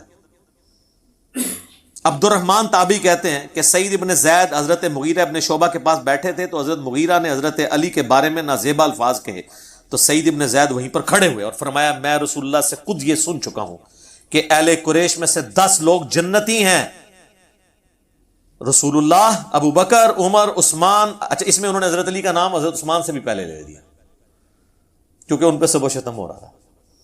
شیخین کی فضیلت پہ تو اہل سنت کے ہاں اتفاق ہے، لیکن حضرت علی اور عثمان والی فضیلت جو ہے اس میں اختلاف پایا جاتا ہے، تو یہاں انہوں نے حضرت علی کا نام پہلے لیا، حضرت عثمان، طلحہ، زبیر، عبد الرحمن بن عوف، سعد ابن ابی وقاص، اور پھر اپنا بھی ذکر کیا۔ اب میں اس کو کنکلوڈ کرتا ہوں۔ میرے بھائیو، مسند احمد میں ایک حدیث ہے، اس کی صحت میں اختلاف ہے، مشکات میں بھی حضرت علی کے چیپٹر میں حدیث ملتی ہے کہ جس نے علی کو گالی دی رسول اللہ نے فرمایا اس نے مجھے گالی دی۔ اب جو نبی علیہ السلام کو گالی دیتا ہے اس کا معاملہ پھر کیا ہوگا؟ اس کی سند پہ اختلاف ہے، لیکن شیخ زبیر علی زئی صاحب اللہ تعالیٰ ان کی قبر کو نور سے بھر دے، ان کو نیک کاموں کا اجر دے، انہوں نے بڑا انصاف کیا۔ انہوں نے مشکات میں حدیث آئی نا تو اس کی فوٹ نوٹ پہ لکھا کہ اس کی سند تو ضعیف ہے، لیکن جو روایت مسند ابی یعلا میں موجود ہے، جو الموجب الصغیر طبرانی میں بھی ہے، اور سنن نسائی الکبریٰ جس کو امام ابن سنی نے جو چیپٹر نکال دیا تھا اس کے اندر بھی موجود ہے، خصائص علی اور یہ والا چیپٹر 2، یہ خصائص علی والے چیپٹر میں، کہ ابو عبداللہ تابعی بیان کرتے ہیں کہ ام المومنین سیدہ ام سلمہ جو ہماری ماں سب سے آخر میں فوت ہوئی ہیں، واقعہ کربلا کے بھی 3 سال بعد 64 ہجری میں واقعہ کربلا ان کی زندگی میں ہوا ہے۔ ام سلمہ وہ کہنے لگی کہ تمہارے ممبروں پر رسول اللہ کو گالیاں دی جاتی ہیں، تو تابعی کہنے لگا معاذ اللہ، یہ کیسے ہو سکتا ہے؟ تو انہوں نے کہا کیا تم حضرت علی اور ان سے محبت کرنے والوں کو گالیاں نہیں دیتے ہو؟ یہ کہتے تھے علی پر لعنت نعوذ باللہ، علی سے محبت کرنے والوں پر لعنت نعوذ باللہ۔ تو ام سلمہ نے کہا کہ تم رسول اللہ کو گالیاں دے رہے ہو، کیا تم یہ نہیں کہتے ہو علی اور اس سے محبت کرنے والوں پر لعنت؟ اور میں نبی کی بیوی گواہی دیتی ہوں کہ علی سے سب سے زیادہ محبت رسول اللہ کیا کرتے تھے۔ تم جب یہ کہتے ہو نا کہ علی سے محبت کرنے والوں پر لعنت، تو یہ حضرت علی سے سب سے زیادہ محبت کرنے والے خود رسول اللہ تھے صلی اللہ علیہ وسلم۔ اس پہ تو میں وہ آیت ہی پڑھوں گا، سورۃ الاحزاب کی آیت نمبر 57 جو آیت درود سے اگلی آیت ہے، ان الذین یؤذون اللہ ورسولہ لعنہم اللہ فی الدنیا والآخرہ وأعد لهم عذابا مہینا۔ بے شک جو لوگ اللہ اور اس کے رسول کو تکلیف دیتے ہیں ان پر اللہ کی لعنت ہے، دنیا میں بھی اور آخرت میں بھی، اور اللہ تعالیٰ نے ان کے لیے ذلیل و خوار کر دینے والا عذاب تیار کر رکھا ہے، والعیاذ باللہ تعالیٰ۔ اللہ کی لعنت ہے جو یہ حرکت کر رہے ہیں، ہم لعنت نہیں بھیجتے، ہمیں نبی الاسلام نے اس سے منع کیا۔ ہم جھوٹے کو بھی ڈائریکٹ نہیں کہیں گے کہ تو لعنتی ہے، ہم یہ کہیں گے تیرے اس عمل کی وجہ سے تو لعنت کا مستحق ہوا۔ یہ ایک شرعی مسئلہ آپ یاد رکھیں، ہمارا جو اختلاف ہے نا روافظ کے ساتھ، غالی شیعوں کے ساتھ، وہ یہ ہے کہ آپ لعنت آپ نہ بھیجیں، جس نے کیا وہ خود بھگتے گا، اور جو فوت ہو چکا وہ اپنے انجام کو ویسے ہی پہنچ چکا، ضرورت ہی نہیں ہے۔ آخر میں 2 حدیثیں بیان کر کے اس ٹاپک کو میں کنکلوڈ کرتا ہوں، ورنہ تو گھنٹوں بولا جا سکتا ہے۔ صحیح مسلم میں 240 نمبر حدیث ہے، سیدنا علی کہتے ہیں کہ اس رب کی قسم جس نے دانے کو پھاڑ کر اناج کو اگایا اور مخلوقات کو پیدا کیا، نبی امی نے مجھ سے یہ عہد لیا تھا کہ اے علی، صرف مومن ہی تجھ سے محبت رکھے گا اور صرف منافق ہی تجھ سے بغض رکھے گا۔ محبت علی از دا لٹمس ٹیسٹ آف ایمان۔ میں اس کی انجینئرنگ نہیں کرتا اس حدیث کی، جسے فٹ اسے گفٹ، بس میں اسی کے اوپر اس کو کنکلوڈ کرتا ہوں۔ اور آخری حدیث جو مسند احمد میں مرفوع روایت بھی موجود ہے، مشکات کے اندر بھی موجود ہے، کہ نبی علیہ السلام نے فرمایا تھا اے علی، تم میری امت میں عیسیٰ ابن مریم کی مثل ہو۔ عیسائی ان کی شان میں غلو کر کے برباد ہو گئے، اور یہودی ان کی گستاخی کر کر برباد ہوئے، حتیٰ کہ ان کی والدہ پر بھی تہمت لگائی۔ اور اس کے ساتھ ہی الفاظ ہیں، حضرت علی کہتے ہیں میرے بارے میں بھی 2 طرح کے لوگ تباہ ہو جائیں گے، میری محبت میں غلو کر کے اور میری دشمنی میں۔ اس کی روایت کی سند پہ اختلاف ہے، لیکن اس کو سپورٹیو حدیث فضائل صحابہ احمد بن حنبل کی کتاب میں 2 روایتیں ہیں، حضرت علی سے موقوفاً خود حضرت علی کہہ رہے ہیں، اور جب غیبی خبر کوئی صحابی بیان کر رہا ہو تو یہ امپلائیڈ ہوتا ہے کہ نبی نے ہی ان کو خبر دی ہے، کیونکہ علم الغیب اللہ کی طرف سے صرف نبیوں کو عطا ہوتا ہے جو غیبی خبریں ملتی ہیں۔ سورہ آل عمران کی آیت نمبر 179 ہے نا، کہ اللہ کی یہ شان نہیں کہ تمہیں غیب پر مطلع کرے، مگر وہ اپنے رسولوں میں سے جسے چاہتا ہے چن لیتا ہے، پھر ان کو غیبی خبریں دیتا ہو۔ تمہارا کام ہے کہ تم رسولوں پر ایمان لاؤ، ان کی غیبی خبروں پر۔ تو مولا علی کہتے ہیں کہ فضائل صحابہ احمد بن حنبل کی کتاب میں کہ میری وجہ سے 2 فرقے گمراہ ہوں گے اور میری وجہ سے 2 فرقے دوزخ میں جائیں گے۔ یہ دونوں الفاظ ہیں، ایک میری محبت میں غلو کر کے اور ایک میری دشمنی میں، یعنی رافضی اور ناصبی۔ رافضیوں کی اکثریت جو محبت میں غلو کرتے ہیں اہل تشیع میں پائی جاتی ہے، اور ناصبیوں کی اکثریت اہل سنت میں پائی جاتی ہے۔ اگرچہ اہل سنت میں ان کی کتے کی بھی اوقات نہیں ہے، لیکن وہ اپنے آپ کو چھپا کر لانچ کرتے ہیں، اور پھر ہمارے جیسے لوگ بھی دنیا میں موجود ہیں تو جو ان کو ننگا کر دیتے ہیں۔ بہرحال پریکٹیکلی مجھ سے لوگ اکثر پوچھتے ہیں، چلے آج میں یہ بھی ٹروتھ ریویل کر دیتا ہوں کہ جی ہم بار بار یہ نعرہ لگاتے ہیں کہ نہ میں وہابی، نہ میں بابی، نہ ہم سو کالڈ وہابی ہیں، کوئی علمی بات کرے اسے وہابی کہتے ہیں، نہ ہم بابی ہیں، بابوں کا دفاع کرنے۔ اور بابی میں یہ سارے فرقے شامل ہیں، بریلوی، دیوبندی، اب تو خیر اہل حدیث بھی شامل ہو گئے، اور شیعہ جو اپنے بابوں کے پیچھے چلتے ہیں۔ نہ میں وہابی، نہ میں بابی، میں ہوں مسلم علمی کتابی۔ بہرحال اگر ہم سے کوئی مین سٹریم جو امت میں 2 دراڑیں ہیں، سنی اور شیعہ، اس میں پوچھے تو ہم کہیں گے ہم اہل سنت کے منہج پہ ہیں، انہی کی کتابیں ہم نے رکھی ہیں۔ اس کی وجہ ہے کہ پریکٹیکلی اہل سنت کا جو منہج ہے اس کو اللہ نے یہ غیبی تائید اس کے ساتھ کر دی ہے کہ اہل سنت میں ڈومیننٹ اکثریت اہل بیت سے محبت کرنے والی، اور ایون اہل بیت سے محبت کرنے والے لوگ بھی اپنے جذبات میں حد کو کراس کرتے ہوئے بنو امیہ پر لعنت نہیں کرتے، یا نعوذ باللہ یہاں پہ جو ناصبی بھی ہیں وہ بھی یعنی حضرت علی پہ سب و شتم کا نہیں سوچ سکتے، منہ چھپاتے پھرتے ہیں۔ لیکن اس کے اگینسٹ شیعہ میں ممبر ڈومیننٹ ان لوگوں کے ہاتھ میں جو خلفائے ثلاثہ پر یا حضرت معاویہ پر، عمرو بن عاص پر، مغیرہ ابن شعبہ رضی اللہ عنہ اجمعین پر لعنت کرتے ہیں۔ میں قطعاً نہیں کہتا آپ ان سے علمی اختلاف نہ رکھیں، بلکہ واللہ شاید میرا علمی اختلاف آپ سے زیادہ ہو ان کے ساتھ، آپ کا جذباتی اختلاف ہے، میرا علمی ہے۔ اور رہی اہل بیت کی محبت، تو میں دنیا میں کسی سو کالڈ شیعہ سے اپنی محبت اہل بیت بھی ایکسچینج کرنے کے لیے تیار نہیں، الحمدللہ۔ تو ہمیں کسی سرٹیفکیٹ لینے کی ضرورت نہیں ہے، لیکن یہ بات ماننے والی ہے کہ اہل سنت کے منہج کے ساتھ اللہ کی غیبی تائید ہے۔ عمر بن عبدالعزیز جیسے مجدد نے اس فتنے کا قلع کما کیا، یہ سب و شتم والے کا، آج تک دوبارہ اس فتنے نے سر نہیں اٹھایا، الحمدللہ۔ اور آج بھی دیکھ لیں اللہ کے فضل سے غدیر خم پہ یہ پلیٹ فارم کھڑا ہے، قرآن کو بھی پکڑا ہوا ہے اور اہل بیت کو بھی، اہل بیت کا بھی دفاع اس پلیٹ فارم سے ہو رہا ہے، قرآن کی توحید بھی اس پلیٹ فارم سے بیان ہو رہی ہے۔ اہل بیت کے دفاع کے اندر علمی پلیٹ فارم کون سا ہے؟ سنی شیعہ کو پیش کرے نا. تو اللہ کے فضل سے یہ جو اسلام کی نشت ثانیہ ہو رہی ہے، امام محمد بن عبداللہ المہدی کی تیاریاں شروع ہو رہی ہیں، اس کے لیے دنیا کو اس پیج پہ آنا تھا. ادروائز تو یقین کریں کہ آپ ذرا، میرا ایک معصومانہ سوال ہے، کیا امام مہدی دنیا میں آ کر حضرت فاطمہ کی اولاد سے ہو کر حسنہ و حسینی ہو کر یزید کو رحمت اللہ علیہ کہہ رہے ہوں گے؟ آپ امیجن کر سکتے ہیں؟ اور یہاں تو لوگ اپنے جھوٹے لیڈروں کے دشمنوں کو گالیاں نکالتے ہیں، اپنے جھوٹے لیڈروں اور اپنے جھوٹے آباء و اجداد کے دفاع کے لیے، جن کے آباء و اجداد ہی سچے ہیں، جن کے گھر سے ہمیں دین ملا ہے. ان کی اولاد میں مسلمانوں کا امام جو پیدا ہوگا وہ یہ کہے گا کہ یزید ٹھیک تھا اور حسین جو ہے نعوذ باللہ باغی تھا، یا دونوں ٹھیک تھے؟ یا وہ یہ کہے گا کہ مولا علی نے جنگ جمل صفین اور نہروان جو باغیوں کے خلاف لڑی ہے وہ غلط لڑی ہے؟ نہیں. تو اس سے پہلے اس چیز کی ضرورت تھی کہ راہ ہموار ہو. تو دیکھیں سر کیسی راہ ہموار ہوئی ہے. آپ کیا سمجھتے ہیں صرف 50% جو مسلمان اردو سپیکنگ ہیں ان تک یہ دعوت پہنچ رہی ہے؟ نہ سر نہ. ہمارا یہی ریسرچ پیپر عربی میں بھی لوگوں نے فوٹو کاپی کرا کے عربیوں کو دیا ہے. اللہ کے فضل سے ان کے منہ سے بھی جھاگ نکلی ہے یا انہوں نے سچائی قبول کی ہے. اور عرب کے اندر بھی کئی اسکالر ہیں جو سچائی بیان کر رہے ہیں.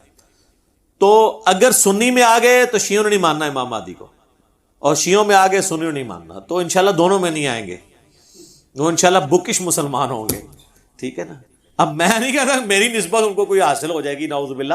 میں کہہ رہا ہوں ہم ان کے خدمت گار ہیں، ان کے لیے گراؤنڈ پرووائڈ کر رہے ہیں اللہ کے فضل سے.